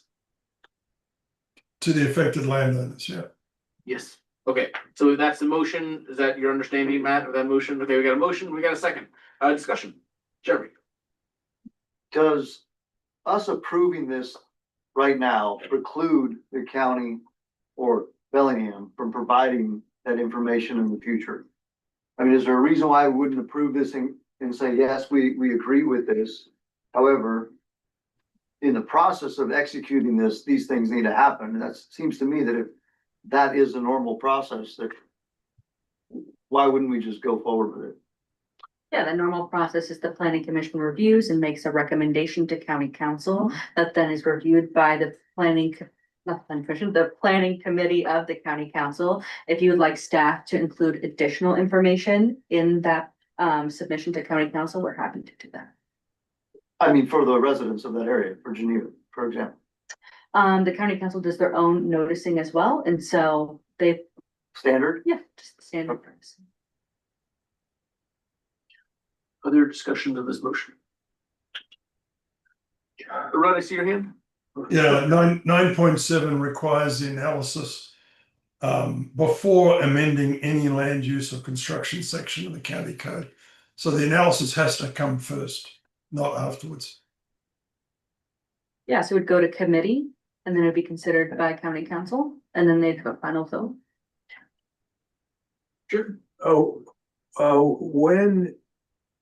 When do or did the provisions of the amended county charter come into effect? I don't remember the exact date. We've been doing them ever since they started, ever since they were passed, November. Whenever they became effective, we've been doing those for every. This is the third or fourth time you guys have seen our. Every land use proposal that's come forth since. But in terms of analysis and public notification, how does that process fit into working into an ongoing process like this? How do those requirements fit in, and to what degree should we consider ourselves compliant with them? Well, we believe we're compliant. To the ability that we can, right? We're not economists. So like I said, staff's been preparing those. You guys have seen those in your planning commission packets for the last 6 months. Whenever we bring code amendments to, you'll see that level of analysis in it. So. I saw Rudd and then I'll see Jeremy. Yeah, Rudd, go ahead. Yeah, I mean, the answer to when do they come into effect? They come into effect the moment the election results are certified. Unless the particular amendment has a different date specified in it. And as far as the process of when the information should be disclosed, the planning commission is an official function under state law.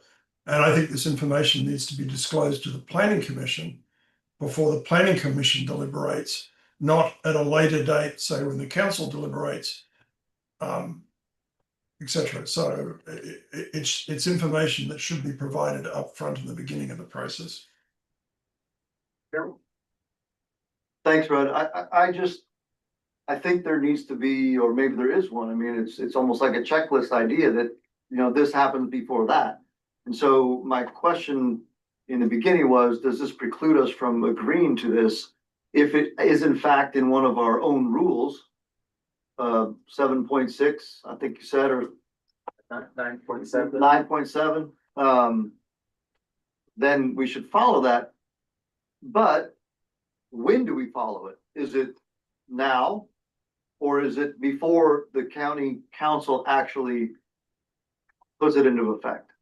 So is there time from today until then to make notification, or are we already putting the cart before the horse, which is what Rudd is suggesting? Right. We have provided information about 9.7 at every single planning commission meeting regarding any kind of land use proposal, zoning or map. It's in the staff report. If you would like more information about specific areas, we are happy to go into that for you. I think there's a couple of ways of doing that. You could withhold certain areas. We could consider them at the May 14th planning commission meeting. We can give you more information on that. Or if you go forward with your recommendation to approve or deny, we can provide that to county council as well. So there's a few different ways. There's two things going on. One, the county has checked the boxes that they're required to check. Rudd is saying that the requirement for notification is inadequate. He's saying that the statutory requirement isn't adequate. That may or may not be true, but they fall in the statutory requirement. As far as the evaluation of the economic impacts, they have supplied information that they believe is sufficient to check that box. Rudd is challenging that and saying that it's not sufficiently evaluating that. So I'd say they have technically checked the boxes. There's some, he's saying has it gone to the level that it should or not? Yeah, and that's, thank you, Commissioner. Oh, sorry, that's a good way to explain it. And if, of course, we pass on forward your guys' motions and minutes to the council and they read those. They have questions of Commissioner Dunn when present in those committee meetings. And if they have questions, specific questions, they ask Dan. Dan explains what the commission was talking about or what you guys were talking about or your issues or your concerns. So all that gets passed on to the council. But the ultimate decisions about what goes into a credible analysis lies with the administration, right? So. Other comments or questions, discussion on this motion, Rudd? Yeah, sorry, Mark, could you just repeat the last thing you said? I couldn't hear it. I said, the ultimate determination of what is a credible analysis lies with the administration. It's the administration's job to carry forward those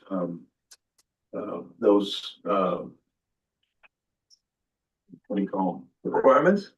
Charter amendments? Charter amendments, thank you. Yeah. Okay, so I'm gonna challenge that because first off, 87, let's, for those who, you know, who are new on the commission, this section 9.7 of the charter only came into effect in November. So I think it's fair to say everybody's trying to wrap their head around exactly how it gets applied. But I would argue that it's not up to the county executive to decide what is credible, because the language says the county executive shall publish a credible analysis, and that analysis, the credibility of it is determined by the voters, not by the executive or the staff. There's nothing in the language that says it's up to the executive or the staff to decide what's credible. And I would argue that when you say, you know, the language says that could affect, you know, the land supply or costs, it's not, hey, if we do this, land could get more expensive, or if we do that, land could be less expensive, or housing could be more expensive, or housing could be less expensive. It's a bit like saying to someone, hey, we're going to require you put in triple pane windows and shift from gas appliances to electric, and the cost of doing that could go up. Well, I think the voters have said pretty clearly, that's not a good answer. We want to know how much it goes up. You need to be specific as to how much that's going to change the average cost of a house.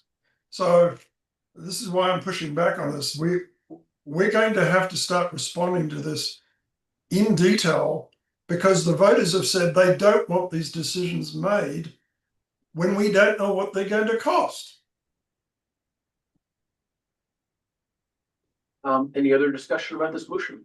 Jim? Okay. We've had lots of instances of, we pass something, we recommend something and county council changes it. I don't approve a lot of things we agree with. I don't approve a lot of things that county council agrees with or the executive, but I feel like it's my job to work within a planning structure and see that the procedures we have are conducted reasonably, and we make decisions based on those procedures. And this, to me, seems like a political issue, which I think is, you know, I don't have any problem with having political issues, but I think it's just getting in the way of us making simple decisions. And I think we should make the zoning consistent with the urban growth areas and just let it go at that. And I think there are other forums to wave the political flags. So I'm saying no. I would pass it as is, even though I don't agree with lots of things in the UGA, but I was voted down. And at this point, I'm ready to adopt it. adopt the zoning changes, to implement the UGA. Or the, UGAs. How is it political? Well, the whole concept about the balance between the costs associated with preserving or restoring the environment or making or providing safe, livable environment for the people in the community, how those costs should be shared is a political issue. I think you're making an assumption. To me, it just doesn't seem consistent taking an urban area and calling it rural for other, growth management act. I get this is just cities shifting things around to plan for future growth. I'm not saying that your argument is critical. Yeah. Oh. It makes sense to me, yeah. How would we feel about taking a vote? Anybody else have anything we wanted to? We're all good? All right, sounds good. Matt or Eileen, who's calling the roll? I believe Eileen is calling the roll. Eileen, you gonna call the roll on this one? Yes. Brown, Yes. Dunn, Abstain. Hanson, No. Mosseri, No. Thompson, No. Van Dalen, No. Barry. Yes. That motion fails 2-4 with 1 abstain. Would anyone like make another motion? I'll make a motion, we move it on as is. I'll second. Scott's. Seconded by Jim. Discussion on this motion. I'll just say that, Matt, I share your sentiments on this, and we've discussed those in previous time, but at this point, I agree with, Jim on where we're at in the process, is where I'm at on it. Rudd, is your hand? Yeah, I'm reading the section of the code 20.83 non-conforming uses. And it says here, if such non-conforming use is discontinued for a period of 12 months or more, any future use of said building, land, or premises shall be consistent with provisions of this chapter. So to, I think, an earlier comment, what happens if a house burns down and the person doesn't rebuild it or doesn't do anything, or their heirs, let's say the person died and their heirs are left with the rest? What happens if to that property if it's effectively not being used for residential for more than 12 months? Yeah, so single-family homes are a permitted use in every single zone in the county except for commercial forestry, I believe. So it does not affect this proposed. Any impact industrial, Sorry. might impact industrial. Industrials, you're right, yeah, And forestry, yeah. and, Commercial. but it's definitely an outright permitted use in rural. Staff, correct me if I'm wrong, but Rod, I believe that if you don't rebuild within that certain amount of time, it's not that you can't, you're just gonna be subject to current critical areas and current rules instead of being able to build it back right where it was. Is that correct? But if they were permitted under different allowances for a bigger area, that kind of thing, then yes, they'd have to go through the process again, but it's not a non-conforming use. So it's, No, I know, but if your house burns down, you can build it back where it was. If you don't do it within a certain amount of time, then when you go through the permit process, you're subject to all the current regulations. You can still do it, it's just you're subject to the current building codes. That's correct. Any other discussion about this motion? Eileen, will you call the roll? Dunn, Abstain. Hanson, Yes. Mosseri, Yes. Thompson, Yes. Van Dalen, Yes. Barry, No. Brown. No. That motion fails 4-2. I got Passes. 4 yeses, 2 nos, 1 abstain. 4-2.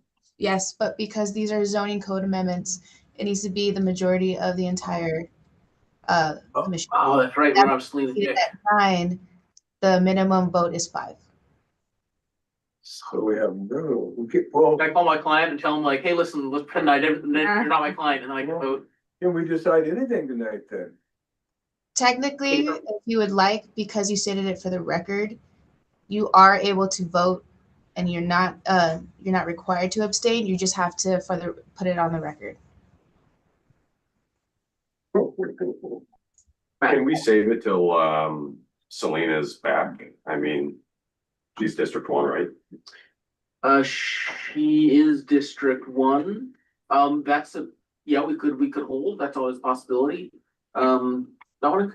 I mean, we have before not been able to come to a conclusion and send things on with no recommendation as well. Yeah, but with a notice of our vote.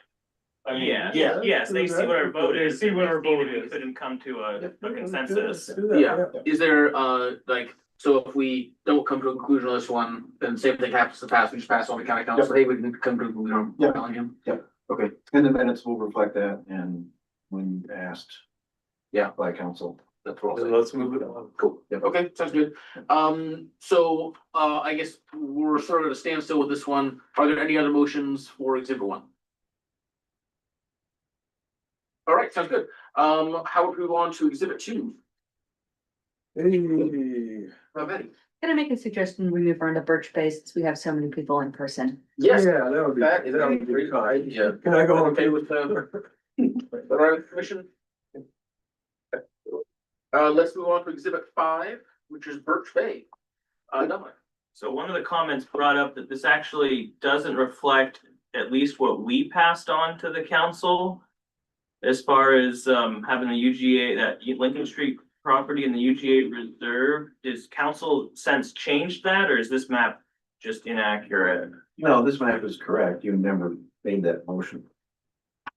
To my knowledge. Matt, are you able to address that? Yeah, I've got the planning commission minutes here. Let me bring it up. Not remember how I voted. There was a lot of stuff going on then. And I believe I was in the minority, so.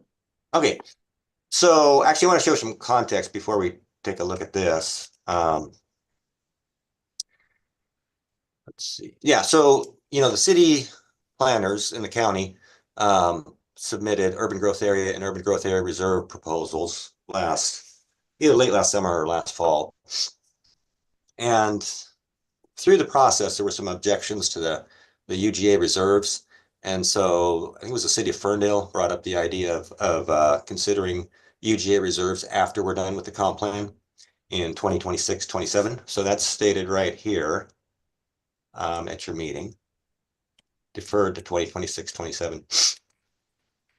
And then, so in that context, there was a motion to recommend that council consider a number of areas for UGA reserve, including 4610 Lincoln Road. So that would be, after we get done with the comp plan, then we're going to consider UGA reserves for all the urban growth areas throughout the county. So what was our vote? At that, what was the date that we? December 4th? December 4th.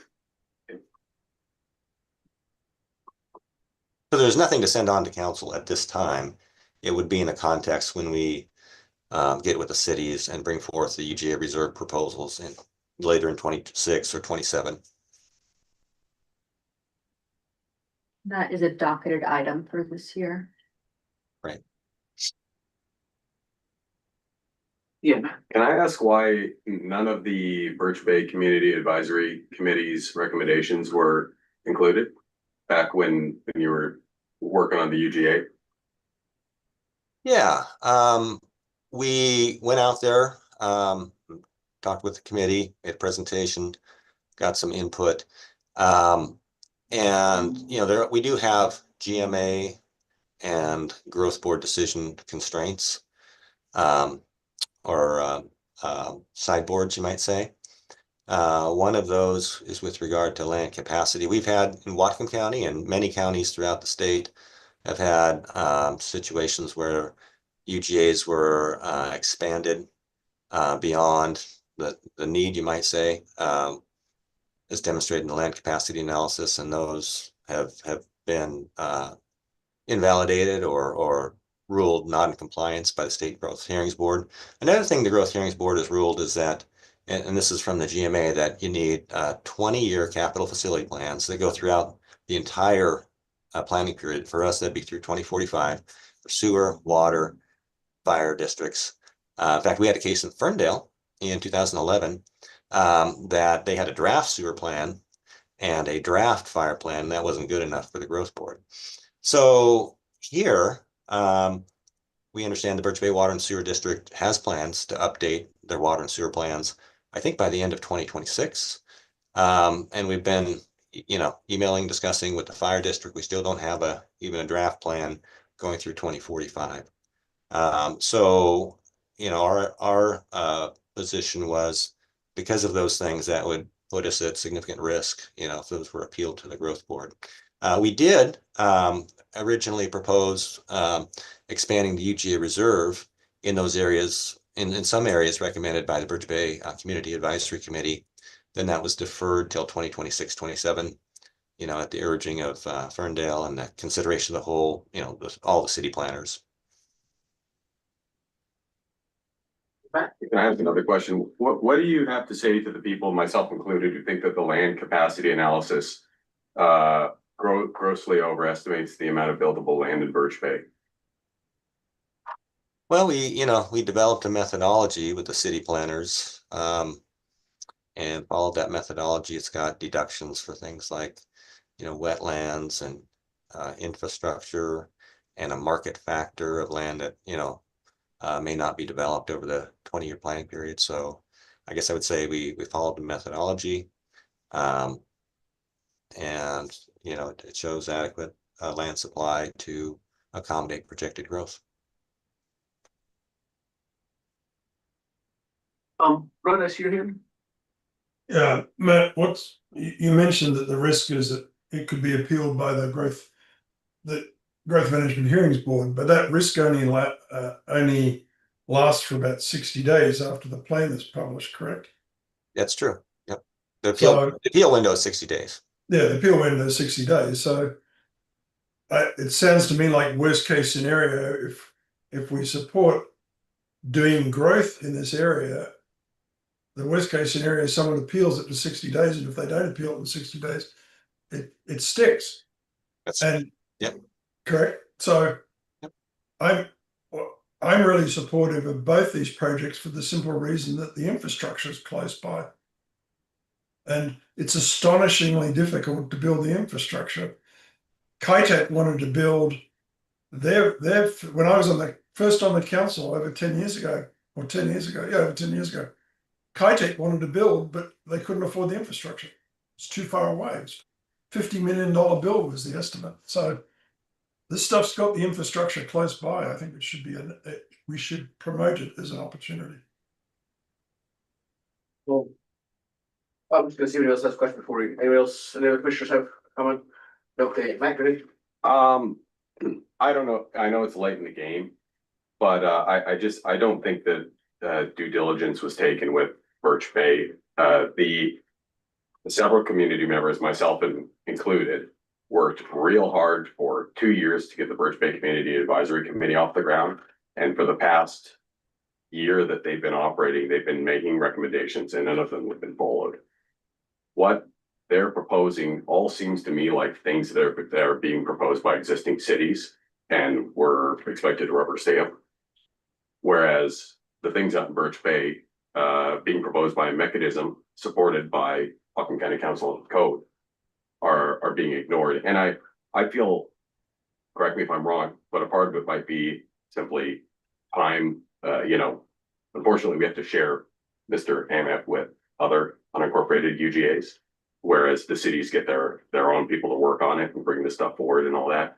And I guess I'm asking, is it too late to revisit the land capacity analysis and maybe try to incorporate some of these recommendations from the only advisory committee out there that's whose job it is to do this and whose county's job it is to listen to?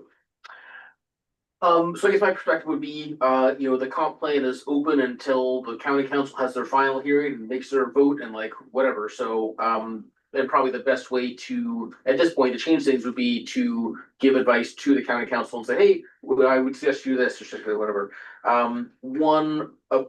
As I look at Birch Bay, I'm feeling more inclined to accept the growth when I see people who are excited about building out there. I'm leaning more towards the side of like, yeah, I think maybe we didn't have all the available information at that time. And maybe there's some things that we could build in Birch Bay that are currently being not allowed. One approach to that would be, the letter that we got from Birch Bay Advisory Committee recently. I think that was the first time I saw that letter. So to me, that's new information. So one option would be to bring that up under new business and see if there's support on the commission to support that letter onto county council as, hey, we saw this letter. We're not necessarily able to change the UGAs right now because we already voted on it, but that would be something we would support. I think the other option is to go through a reconsideration of Birch Bay UGA. I think I'll look at Dominic about this. That would require something, supermajority. I would defer to Eileen. Okay. So anyways, there's a pathway there. We can always reconsider a vote that we had. Perhaps a little bit later for that. Voted for it. Sorry, those are my thoughts. Jim, what are your thoughts? Well, I'm resonating with what Matt's saying, and I think that the will of the community is really important. It's kind of rough when we can't resonate with that somewhat. However, on the other hand, of maybe the land capacity analysis was exaggerated, I firmly believe that the population growth analysis that the county, the interjurisdictional people adopted is grossly over exaggerated. And when we talk about sliding something through inconsistent with the requirements of the Growth Management Act on the hope that they won't notice for 60 days seems disingenuous to our fiduciary responsibility to be consistent with the law. Oh, yeah, I'll just say, and you have a lot more experience with Birch Bay than I do, but when Birch Bay was coming up, there was people on the other side too that were disagreeing with the Birch Bay Committee's recommendations. So there was a lot of people on both sides. I think those were the folks on the corner of Bay Blaine Road. And it's could be tricky to bring the church into it and bypass them. And I see that as a pathway to accomplish or to make kind of everybody happy there. I don't think Birch Bay got the time it deserved or the consideration it deserved with respect. And I know there was a time when this was being discussed. Birch Bay did have a commissioner on the planning commission, but he was the chair who had an approach that you chair the meeting, you don't speak your opinion. And then also, I mean, this whole thing is so complex. The average person, it's taken me 4 or 5 years to get an understanding of this. The average person has no idea what's happening here until it goes before the county council at the end of it. So I think you've got this many people saying you need to give this another look. That's why I'm going to be asking that we give reconsideration to the land capacity analysis and the boundaries out there. When you've got people saying we want to be a part of that, that's something. So just so I understand the process. So Eileen, maybe you can help us with this one. If we were to take a vote for reconsideration of Birch Bay UGA, what would be the process for that?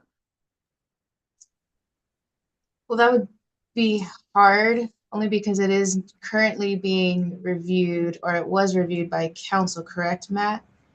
So we no longer have it for the commission. And if it was under consideration technically, because it wasn't voted on when it was being talked about back in December, we can make a case that it was held off with the UJ reserves with those, so you can make a reconsideration. It's just on how you word it, because you did vote, Matt, if you have the December 4th minutes back up, to hold off between 2026 and 2027 to talk about the UJ reserves.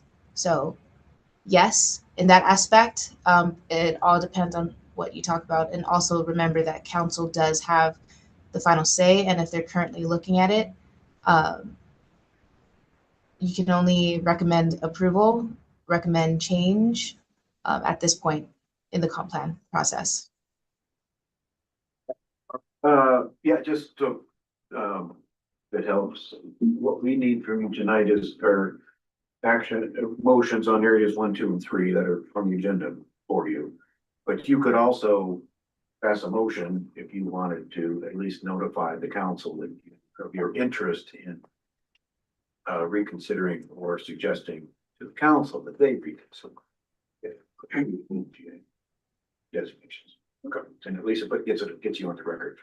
I recommend council do that. Right? Yeah, Mark, correct me if I'm wrong. I believe on Tuesday, the county council is reviewing some UGA. Yep. Right, so there's opportunity Yep. to provide Yeah, more information. yeah, to that. as I mentioned, they're still not looking to adopt until June, but the first meeting in June, so time is of the essence on that. But next meeting's more clear.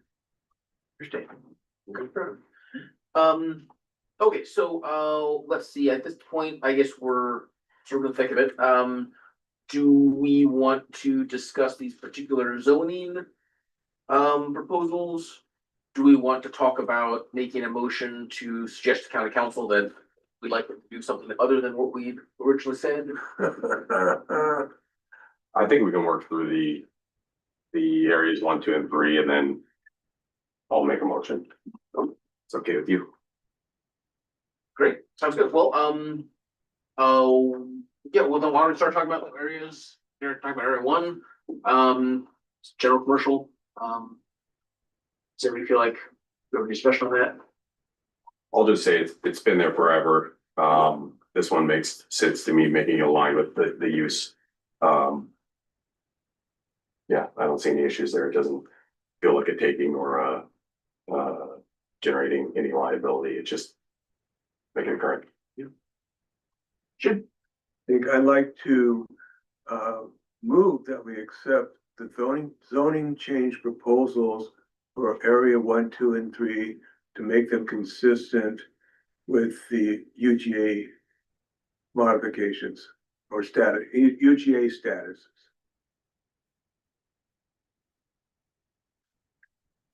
Are you a second? No. If you're not a second, don't say anything. So motion, so Jim, yours is to accept 5? No, 1, 2, and 3. No, I thought the ones that were. 1, 2, and 3. Yes, that'd be accepting exhibit 5 as is. I'm not saying anything about that, but I'd like to, maybe we can take care of 1, 2, and 3. There don't seem to be any controversy about them. On this exhibit? This exhibit here, what we're talking about, Birch Bay? Oh, I see what you mean. I thought areas 1, 2, and 3 of 5. Okay. Yeah, on this, there's the 3 areas, they're called area 1, 2, and 3. Is your motion to accept all 3 areas, which would basically be accepting exhibit 5 as written? No, I'm trying to accommodate Matt's concerns with moving the other guns. Go ahead and say it right. Well, I just would suggest we talk about area 2 separately because that one could be a take. Okay. Okay, and I don't think we need to vote on. I'll withdraw that. Okay, that's good. I don't think we need to vote on like individual ones at this point. I think we discuss them and we're coming up with a motion that was like, hey, we, you want to do about this whole exhibit thing. What are your thoughts on number 2? I mean, like Dorley said, it's been in front of the UGA. There's been people who've been planning for growth in that area for a long time. I think we're gonna get into trouble if we down zone that to R10A. And the reasons for downs, like, the more I look at it, the phrase donut hole, like, it makes sense if I look at that, like, well, it's kind of surrounded on, virtually 3 sides by stuff. Sounds like there's water and sewer, near the property. Maybe my question for staff would be, could you remind us again about why we sort of exclude that area from the Birch Bay UGA, or? It's in the UGA. I'm sorry, why it's a reserve and not, Why R10A? yeah. Dan. Oh, sorry, I had a question for staff, that's okay? Okay. Could I And I get you? think Matt can address that. Yeah. Okay, Matt, go ahead, correct, Yeah, so here is the existing map. So here's the UGA in purple. This cross. I don't think we can see You're it. not on. You're not clearing. Sorry. There we I go. would share well with others. Okay, is it on now? Yes, Okay, But it's tiny. it's very small. it's not small on my screen. Well, you know. Use your cursor, yeah. Okay, can you see this? Like the cursor move? Yeah. Yeah, it's right there. Yes. Okay, so this crosshatched area is the existing urban reserve. And I actually should have probably made that. Let me make it a little darker there for a moment here.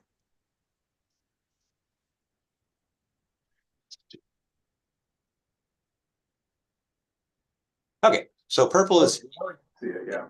existing UGA. So crosshatch is existing UGA reserve. This is the flood hazard area in blue. This area is currently zoned R10A in the urban reserve. This area is currently zoned R5A in the urban reserve, urban growth area reserve. And then you've got these R5 that are just in rural, outside the UGA. So there's just a statement in the comp plan that talks about generally UGA reserves should not allow more than one dwelling per 10 acres. And there's a little bit of history towards that. Back probably 15 years ago at the city planners, I think it was Ferndale, that brought up, in our urban growth area, people are subdividing 5-acre lots, putting a big house in the middle, and basically it doesn't work well once we annex, provide water, and sewer, and so forth. So then a statement was put in the comp plan, basically that these areas should allow no more than one dwelling per 10 acres. And Ferndale's actually advocating, like in their urban growth area, they wrote a letter, they'd like one dwelling per 40 acres so that it's kind of remains, undeveloped. They can annex, they can provide water and sewer. You can more easily develop with urban densities. So in this area, that is correct. There's only 2 parcels. Right now it's R5A. And so you cannot subdivide any parcels right now except this one right here. I think that's about 20 acres, and this one right here, which is like 16 or 17 acres. All the others are less than 10 acres, which means you could not subdivide them under current R5A zoning. You still won't be able to divide them under, if this went to R10A. This one would lose 2 lots, and this one would lose 2 lots, basically, if it's rezoned. So there was, I believe, I'm not 100% sure, but I have a vague recollection many years ago when this was in the UGA. I believe there was a plat application on this parcel with a lot of property. So under R5A, the zoning now, you could split it 1, 2, 3, 4, put a house on each, and it would make it pretty difficult to, redevelop at urban densities if and when it went into urban growth area. So that's kind of the thought behind the 10-acre. And again, Ferndale's advocating, and that may be considered, in the next year or two, should it be less development than that in these UGA reserves. So that's kind of the thought behind it. Yeah, it's a temporary down zone because you're going to be rewarded theoretically in the future with an up zone. When you get into the UGA and you get sewer and water, then you're going to get urban densities, much higher densities. But if you develop it now at these very low densities, it makes it harder to urbanize in the future. That's the trade-off, right? With going from R5 to R10, the reward is going to be later when it does become urban, it does become UGA. Then you get 4 to 6 to 8 to 10 units an acre. So. All right. Yeah. Okay. So then, any other comments on area 2? Do we talk about area 3, which is the park, Birch Bay? It's going to recreational open space, is that right? That's correct. I mean, it seems logical to me. Yeah. Yeah, okay. All right. So for this whole thing, it sounds like the one part of contention is the area 2. Does anybody want to make a motion or have any more discussion about area 2? I'll motion we accept or recommend area 1 and 3 and reject area 2. And do you have a recommendation for what you do with area 2, like a different zoning? Leave it R5A. Okay. That's the wishes of the property owner. Okay, so motion, okay, so to accept 1 and 3. And change to what? Leave it. Leave it be. It's R5. I can second it so we can discuss it. Sure, leave 3, so leave 3 is R5. Pardon, leave 2 is R5. I'm sorry, accept 1 to 3, leave 2, thank you, correct, R5. Matt, you made the motion, Scott, you're gonna second it? Yep. Great, discussion? Run. It's a little bit out of sequence, but it's connected. Remind me why the Lincoln, I'm assuming the Lincoln Street project that was talked about before is not included, and Matt, could you remind us why? Yeah, because the recommendation was not to include that in the UGA. So that being the case, we, wouldn't assign it urban zoning or propose urban zoning. No, but why wasn't it recommended to be in the UGA? Well, I think those same issues that we kind of discussed, that the land capacity is adequate, and there's not adopted water, sewer, and fire plans through the full 20-year planning period through 2045. That's what we had said, and the commission made the recommendation though in January. Yeah, but the land, okay. Thank you for the reminder. I disagree with the decision, but thank you for the reminder. We have a motion on the table. Any other discussion about the motion?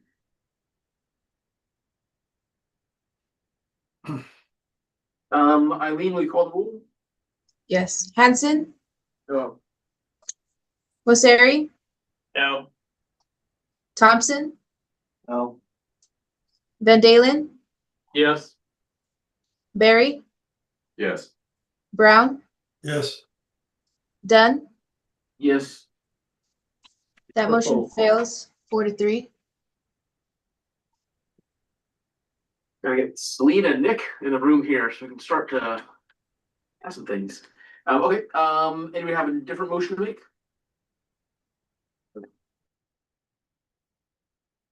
Jim? Yeah, I guess I'd like to move that we rezone those areas consistent with the proposal.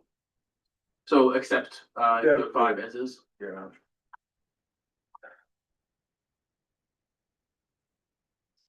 Needs. One second. So Jim, that was your motion. Is there a second? I'll second. Discussion?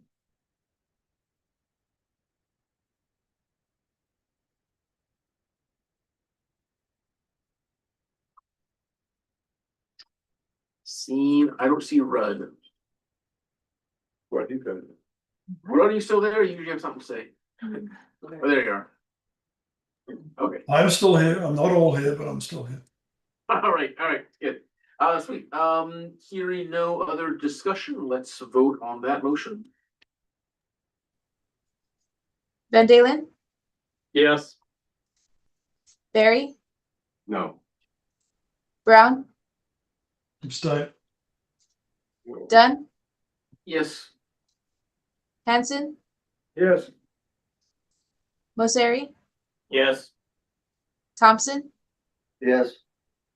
That motion passes 5-1 with 1 abstain. Yes. All right.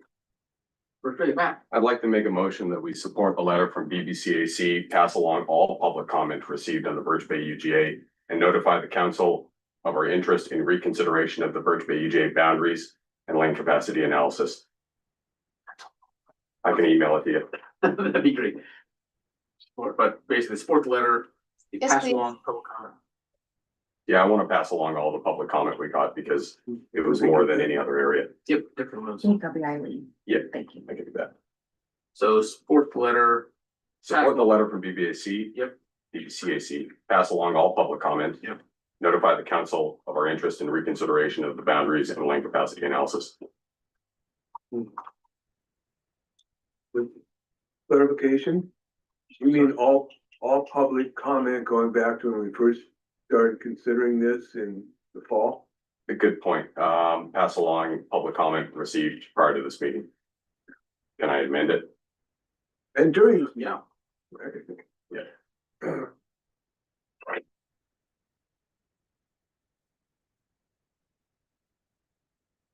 When you say prior to this meeting, are you talking about just immediately prior to this meeting or?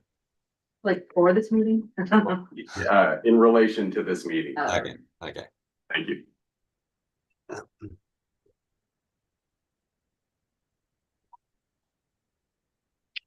Do you have a motion? I will second that.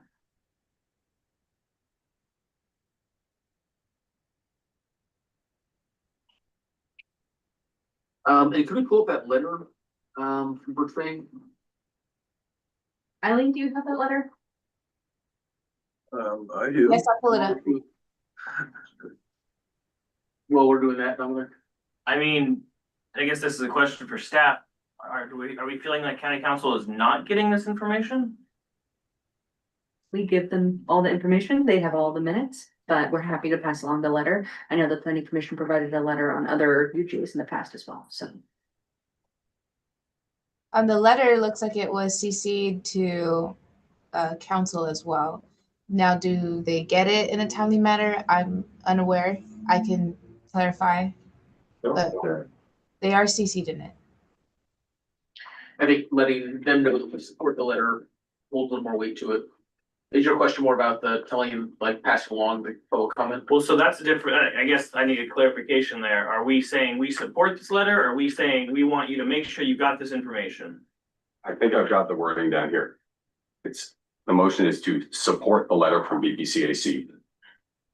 Pass along public comment received in relation to this meeting on the Birch Bay UGA and notify the council of our interest in reconsideration of the Birch Bay UGA boundaries and land capacity analysis.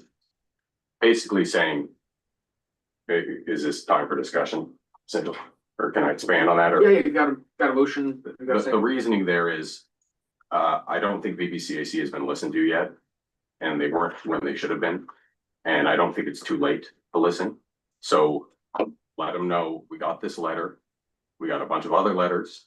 And we want to reconsider or at least notify them of our interest in reconsideration of the boundaries and capacity analysis. And I know we're along in the process, but I don't think it's too late to go back on something like this when you have this kind of public coverage. Eileen, were you able to find that letter? There's more than one. Okay.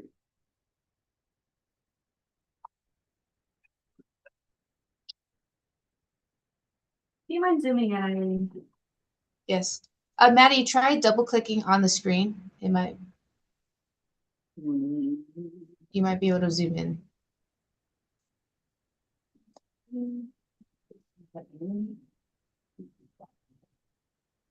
And then Matt, is this the letter that you're referencing? Yep.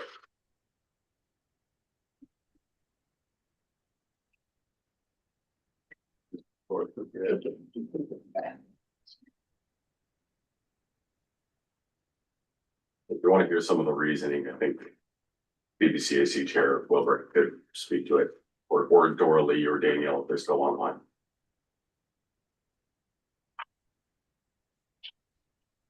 It looks like we have Dorley Booth. Dorley Booth.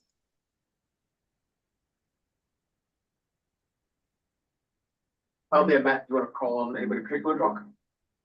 Dorley's got her hand up. I think She's got Dorley, go ahead. history. Yes? Can you hear me? Yep, Hear me now? go ahead, Dorleen. Well, were you going to ask me a question or what was the deal? I was wondering if you want to speak to just briefly the four kind of points there, the things that you had asked as the committee. Yes. I'll go in my study. I'll move into the study and get my letter. Or be available for questions. Yes, we wrote this, we had our meeting a week ago and we wrote this because we felt like none of the issues that we had brought up, specifically with our concerns, of recommendation, none of them, had been paid much attention to, and the property owners had recommended some of these things to BBCAC, and we tried to include them. The first one was, the first thing we did when we met last spring was to call Birch Bay Water and Sewer in.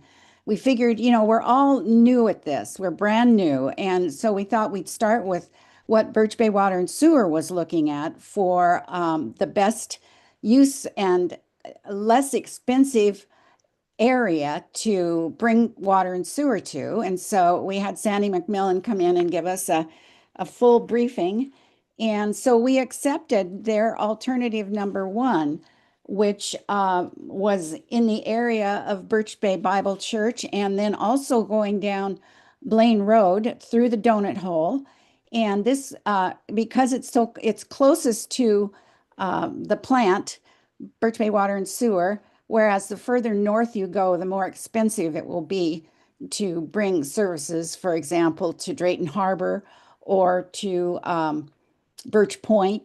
Very expensive to go that far. The other thing that Birch Bay Water and Sewer has been talking about is the fact, because of climate change and future shoreline issues, that eventually the main trunk is going to have to be brought up from Birch Bay Drive.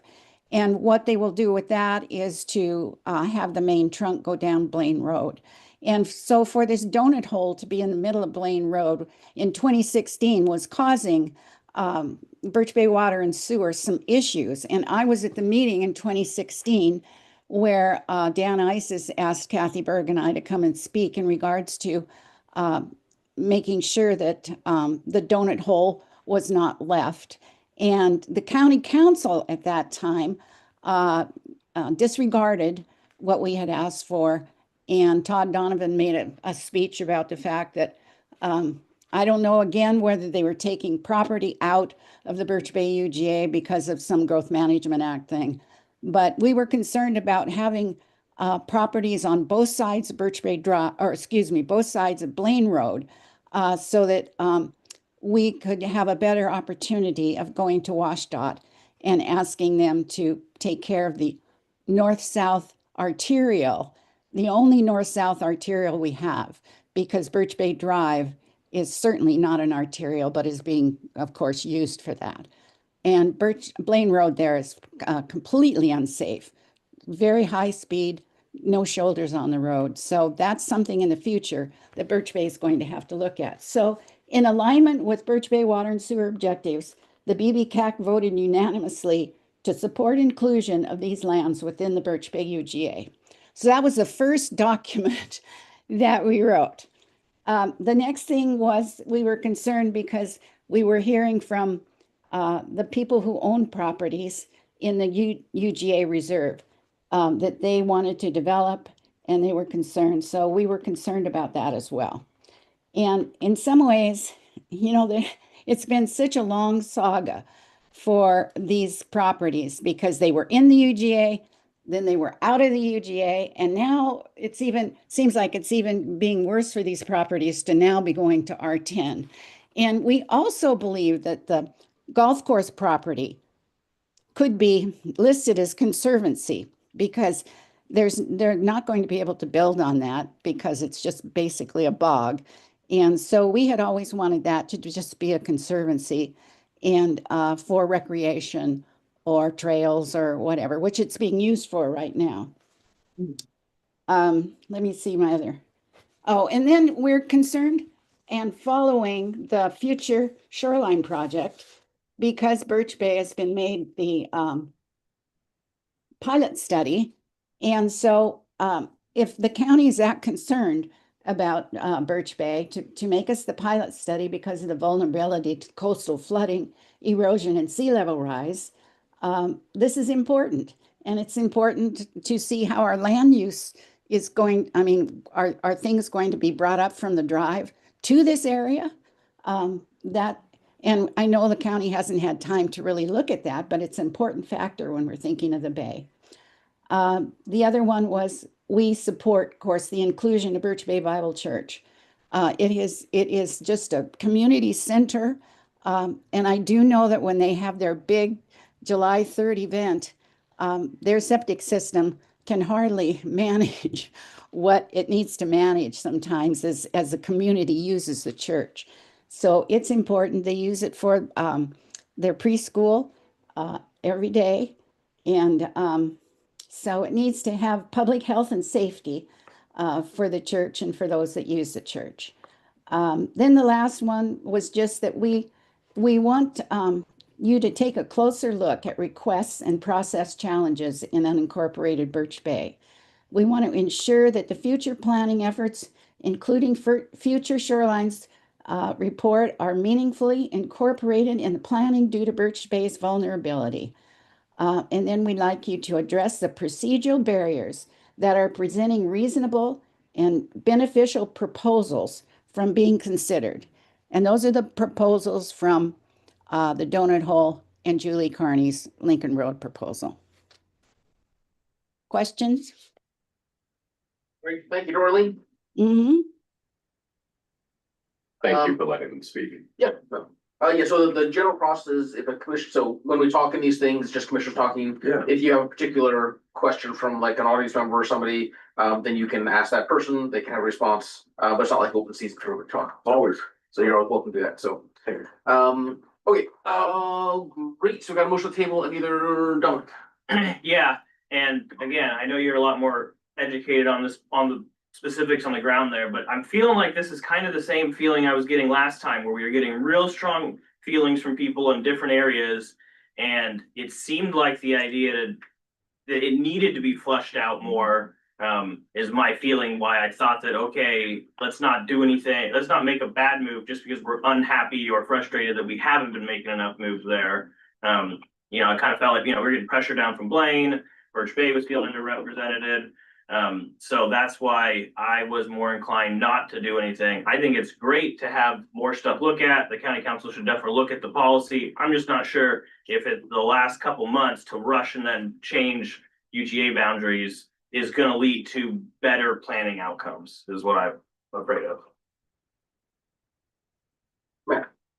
Not to sound argumentative, but I would argue that there was insufficient public participation out there. There was one meeting attended by Councilmember Scanlon and Alan Boss. It was held at the library in Blaine, and 90% of the meeting time was devoted to Blaine residents expressing their concerns over alleged corruption in Blaine.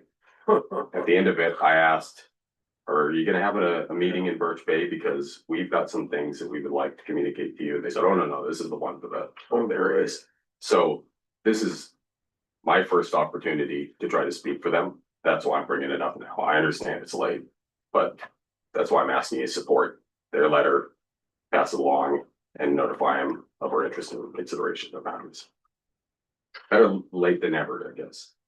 And I think the changes that it sounds like the advisory group we're looking for would be, but I mean, might have some other effects, but would be to bring in one property on Lincoln Road, and a couple properties in that donor hole thing, and then maybe the church. So I don't know if it's I'm not like a huge wholesale change everything. They definitely would take some time, look at it and reanalyze it and try to readjust lane capacity analysis. So yeah, to me, I think it's worthwhile to do that. Yeah, that's sure. Well, I guess never hurts to bring something to council's attention. I wouldn't put an endorsement on this letter because several things in this letter contradict decisions we made at previous meetings that were well founded in argument and statute. So it just doesn't seem like the thing to do. We certainly argued this stuff out and we got a lot of information from staff, and I thought we made reasoned decisions. And this is suddenly, to me, it sounds like an emotional appeal from a community. And I understand what Matt's saying, that they don't feel listened to. And I think that's really common. And we have to do a better job. But I guess I can't endorse reversing decisions, recommending that decisions we already made were about the zoning, about the UGA's that we're endorsing changing those at this point. Could I make a suggestion? We are in our work session for Birch Bay, so it would still take 9 votes. I think, Eileen, is that right? Yeah. To do anything in this work session? Okay, if we discuss this under new business or unfinished business out of the work session, it would take just the majority of people present, which would be Sure. 4 Yeah. votes. I'll withdraw for now. Okay, sounds good. Thank you. Correction, it would be minimum of 4 votes because it is not talking about a zoning change. It's just support the letter and pass it along as a public comment to council. It's not changing a zone. Oh, okay, So it's just a simple majority. cool. Sounds good.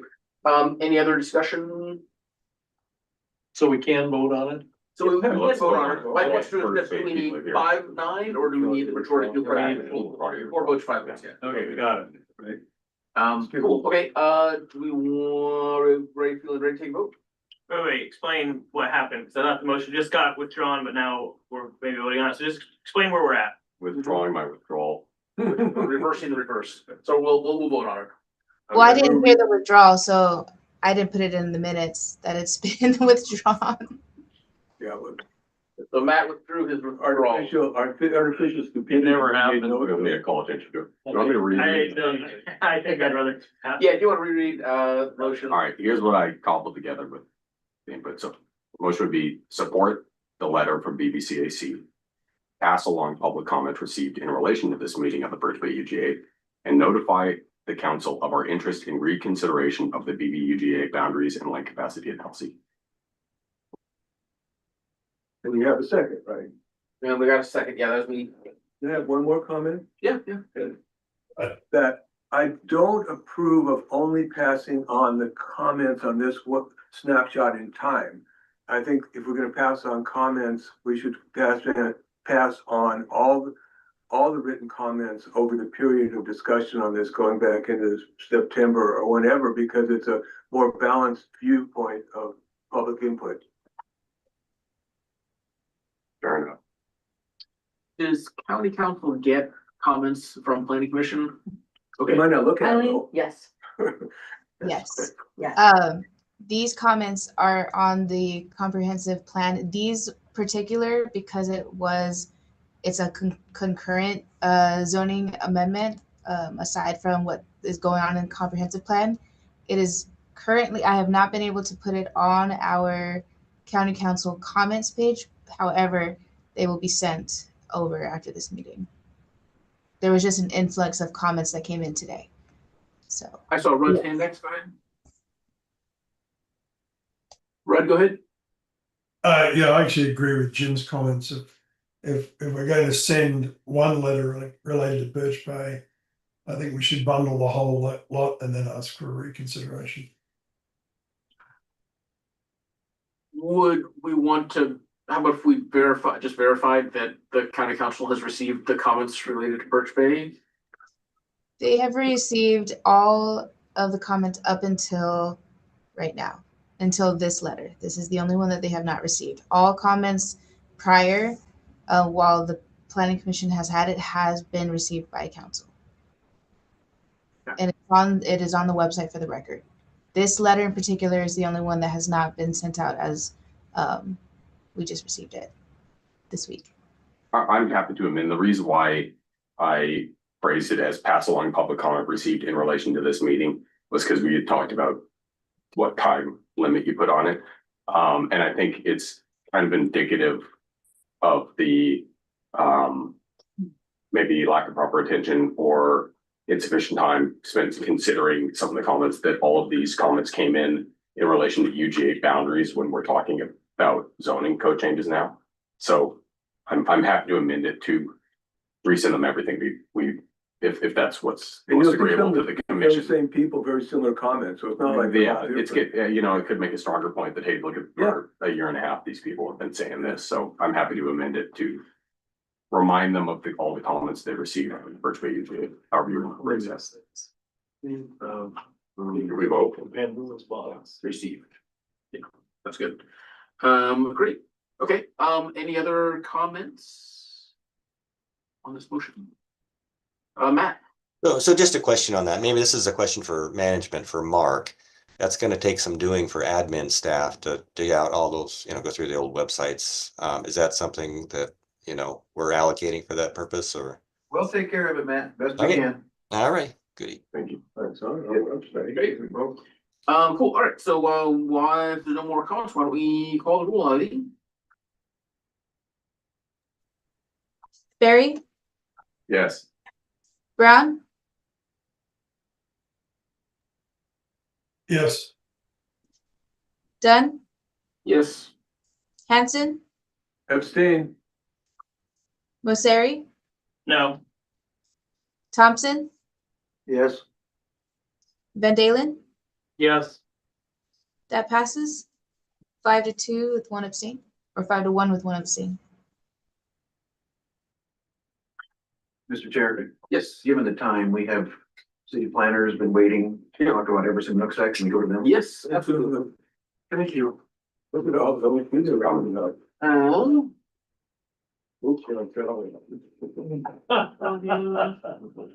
Never so far. I would imagine.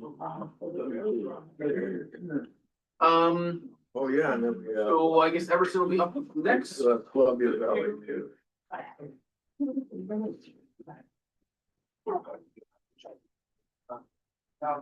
you have any comments on the Everson zoning changes? Now it's 3 years later and you're 5 years. Thank you. Thank you. It covers. Hearing no comments. Would anybody like to make a motion?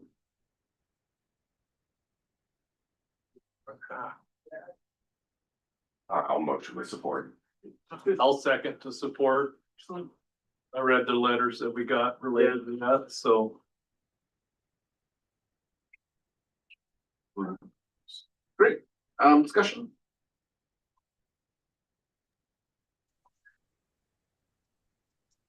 Seems logical. Yeah. Yeah. Yeah, it's pretty logical. So like the staff out there and supports it, so. Yeah, everybody's in agreement, so. Great, Eileen, would you call the roll? Yes, Brown, Oh, catch up. Oh, sorry, before we go that. Gosh. It was, that's right, you got on the roof with family. Sorry, Eileen, like, maybe I'll call a little bit early. We're in Everson.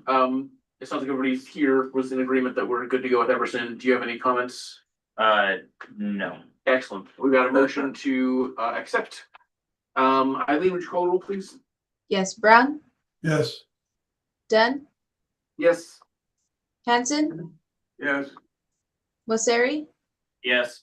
Thompson, Yes. Van Dalen, Yes. Barry. Yes. That motion passes Great. 7-0. Moving on. What's wrong here?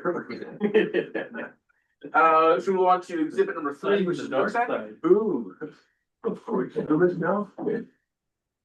Sumas? Nooksack. Okay, Nooksack there. You're not leaving, are you, Matt? No, it's 2 minutes? You better Okay, go. all right, go quick. Real quick. Fast.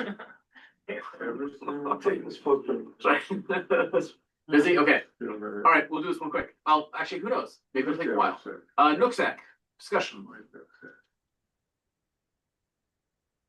For me, the same. I can make a motion to accept it. Great. Second.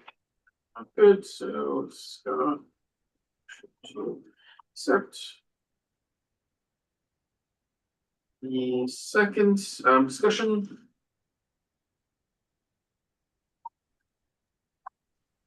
See none. Eileen, will you call the roll? Dunn, Yes. Hanson, Yes. Mosseri, Yes. Thompson, Yes. Van Dalen, Yes. Barry, Yes. Brown. Yes. That motion passes 7-0. Nice. Exhibit 4, Fair Point. Oh. What are we trying to? Any discussion about SharePoint? Yeah, I just move we accept the recommendation consistent with our previous decision. Second. Yeah, for sure. It's pretty easy too. Jim, so Dominic, you second that one? Great, discussion. Eileen, would you call the roll? Hanson, Yes. Mosseri, Yes. Thompson, Yes. Van Dalen, Yes. Barry, He is absent. Temporary absence. Temporary absence, Well, not a no vote. Brown, Delay 10 seconds. it's an auto Yes. abstain. Brown, Yes. Dunn, Yes. Flush? that passes. 6 with 1 away. Okay. Well, look at this. All right, number 5 was Birch Bay, we're done with that one. Number 6 is Columbia Valley Urban Growth Area. I move that we approve exhibit 6 as proposed. I can second that.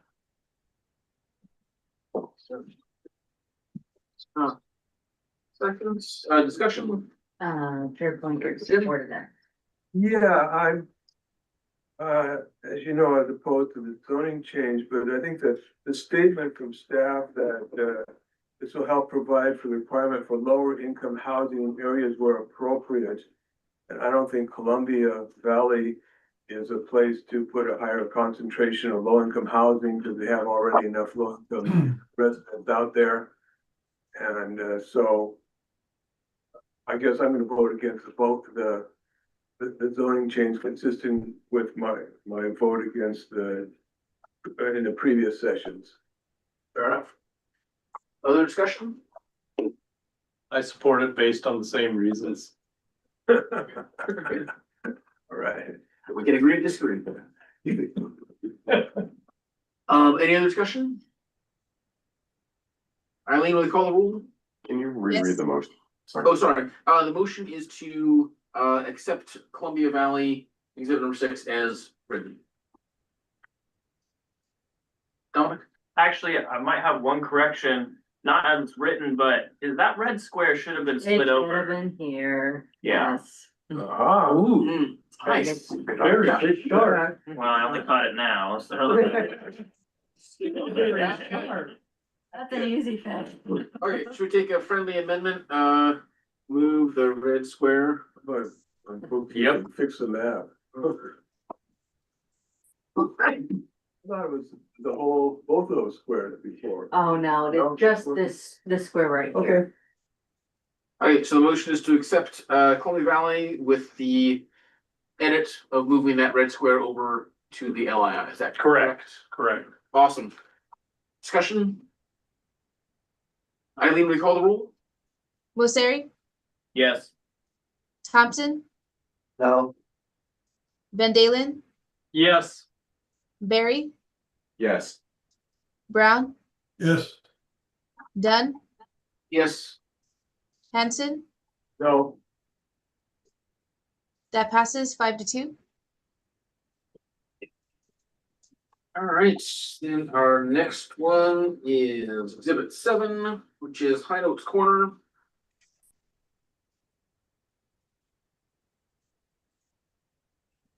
Is that Hannigan? Yep. That's Hannigan and Pole. Yep. Was that Fakers out there? Mm-hmm. And then West Homes. Oh. Cool, okay, discussion on this one?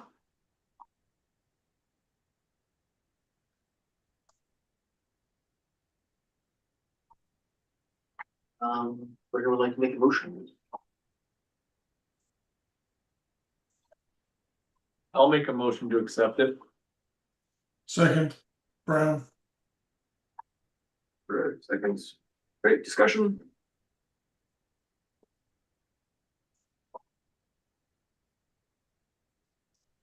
Eileen, will you call the roll? Mosseri, Yes. Thompson, Yes. Van Dalen, Yes. Barry, Yes. Brown, Yes. Dunn, Yes. Hanson, Yes. that passes 7-0. Hey, Matt, you left the restroom, did you close the door? Possibly. Okay. Yeah.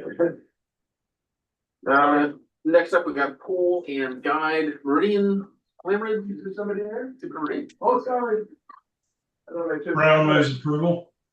Great, thank I you. thought I took, Gen-X, but there's another party. Okay, so we're at guide and poll right now. Yep. I can make a motion to accept that. Well, Rudd beat you to it, but you can Oh, second it. I'll second it. Sorry, Rudd, but I'm your second.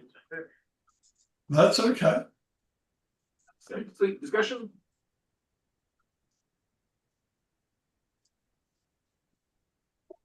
Seeing none, I think we can call the roll.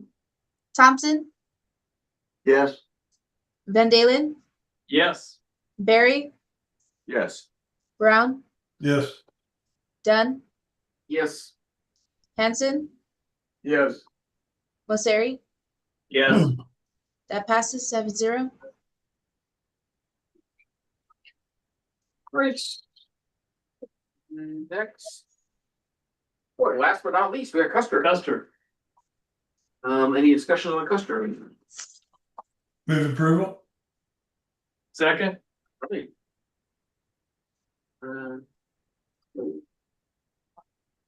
Second, any discussion on that motion? Was there any public comment that was received on that? I don't recall seeing anything, but I believe that the commission I will don't want. think so. I haven't heard anything, no. Do they know what's going on? Well, it initially went on and there wasn't a lot back then either. It was all, again, a lot of this we're just revisiting in a different format. Okay, thank you. And then those areas were very little public input from all of them. Poland, Hannigan, Poland Guide, Custer, all of it, as I kind of remember it. Yeah, I mean, I think the bulk of comments been from other places. I haven't Yeah. really heard much about Any of those, yeah. Okay, thank you. We're in Custer now, Jim. Oh, okay. We got a motion, any other discussion? See none, Eileen, we call the roll. Hanson, Yes. Mosseri, Yes. Thompson, Yes. Was Sari. Van Dalen, Yes. Barry, Yes. Brown, Yes. Dunn, Yes. that passes 7-0. That concludes our work session for city UGA and county zoning map amendments. Next up. We have unfinished business. Did we, what happened with Sumas? Did that slide by me? Or- So, say, Are we approved Sumas? There are no zone changes for Sumas. Yeah, there wasn't anything. Okay, because there's a exhibit seems to indicate that there was, but okay. which exhibit? I think it was just It's something listed that as, it came out in the emails. It came out later with the Nooksack and Yeah. Stumass that there was some changes that the county council had made on the UGA. But this is only zoning and there was no Gotcha. zoning Yeah. resulting change from that UGA change. Okay. Yeah, but that's it doesn't result in any rezone proposals. So, yeah. good. Is there any unfinished business? Well, we have unfinished business from last session. And I submitted a proposed change to that section. It was related to substance use disorder facilities. I think we're gonna pick that up on our May 14th meeting. Yeah. Yeah, and So, there's no objection from me. okay, great, yeah, we got your comment, understand the concerns, yeah, May. Yeah, and we're already engaging with the health department and doing some more background research, so. Great, that's good. Can I just add a comment to that? Sure. Yeah, I think, Maddie, I think the disconnect between the two of us is a crisis center is a very specific thing under the RCWs. And it's very different to the rest of the universe related to substance use disorder treatment. And my concern is that the everything from a halfway house to a crisis intervention center like the Ann Deacon Center has been bundled under one umbrella, and that's just fundamentally it's just inaccurate. So Yeah, we have already engaged with the health department. They've given us some great information, so we're gonna prepare an updated memo specifically about each of those appendices that you guys looked through. So A and essential public facilities F. So, yep, we'll definitely address that. Sounds good. Any other unfinished business? Any new business? Hearing none, we are adjourned. Thank you. Right, you missed out. You could have objected to an adjournment. Not a chance. I don't object to adjournments. As a general rule. Right. There's always a change. Yeah, it was pretty good. Nothing shabby. All right, see you all next time, everyone. Nice meeting you, Jeremy. Nice to meet you too. All right. I'm lucky. So much fun. Yeah, right.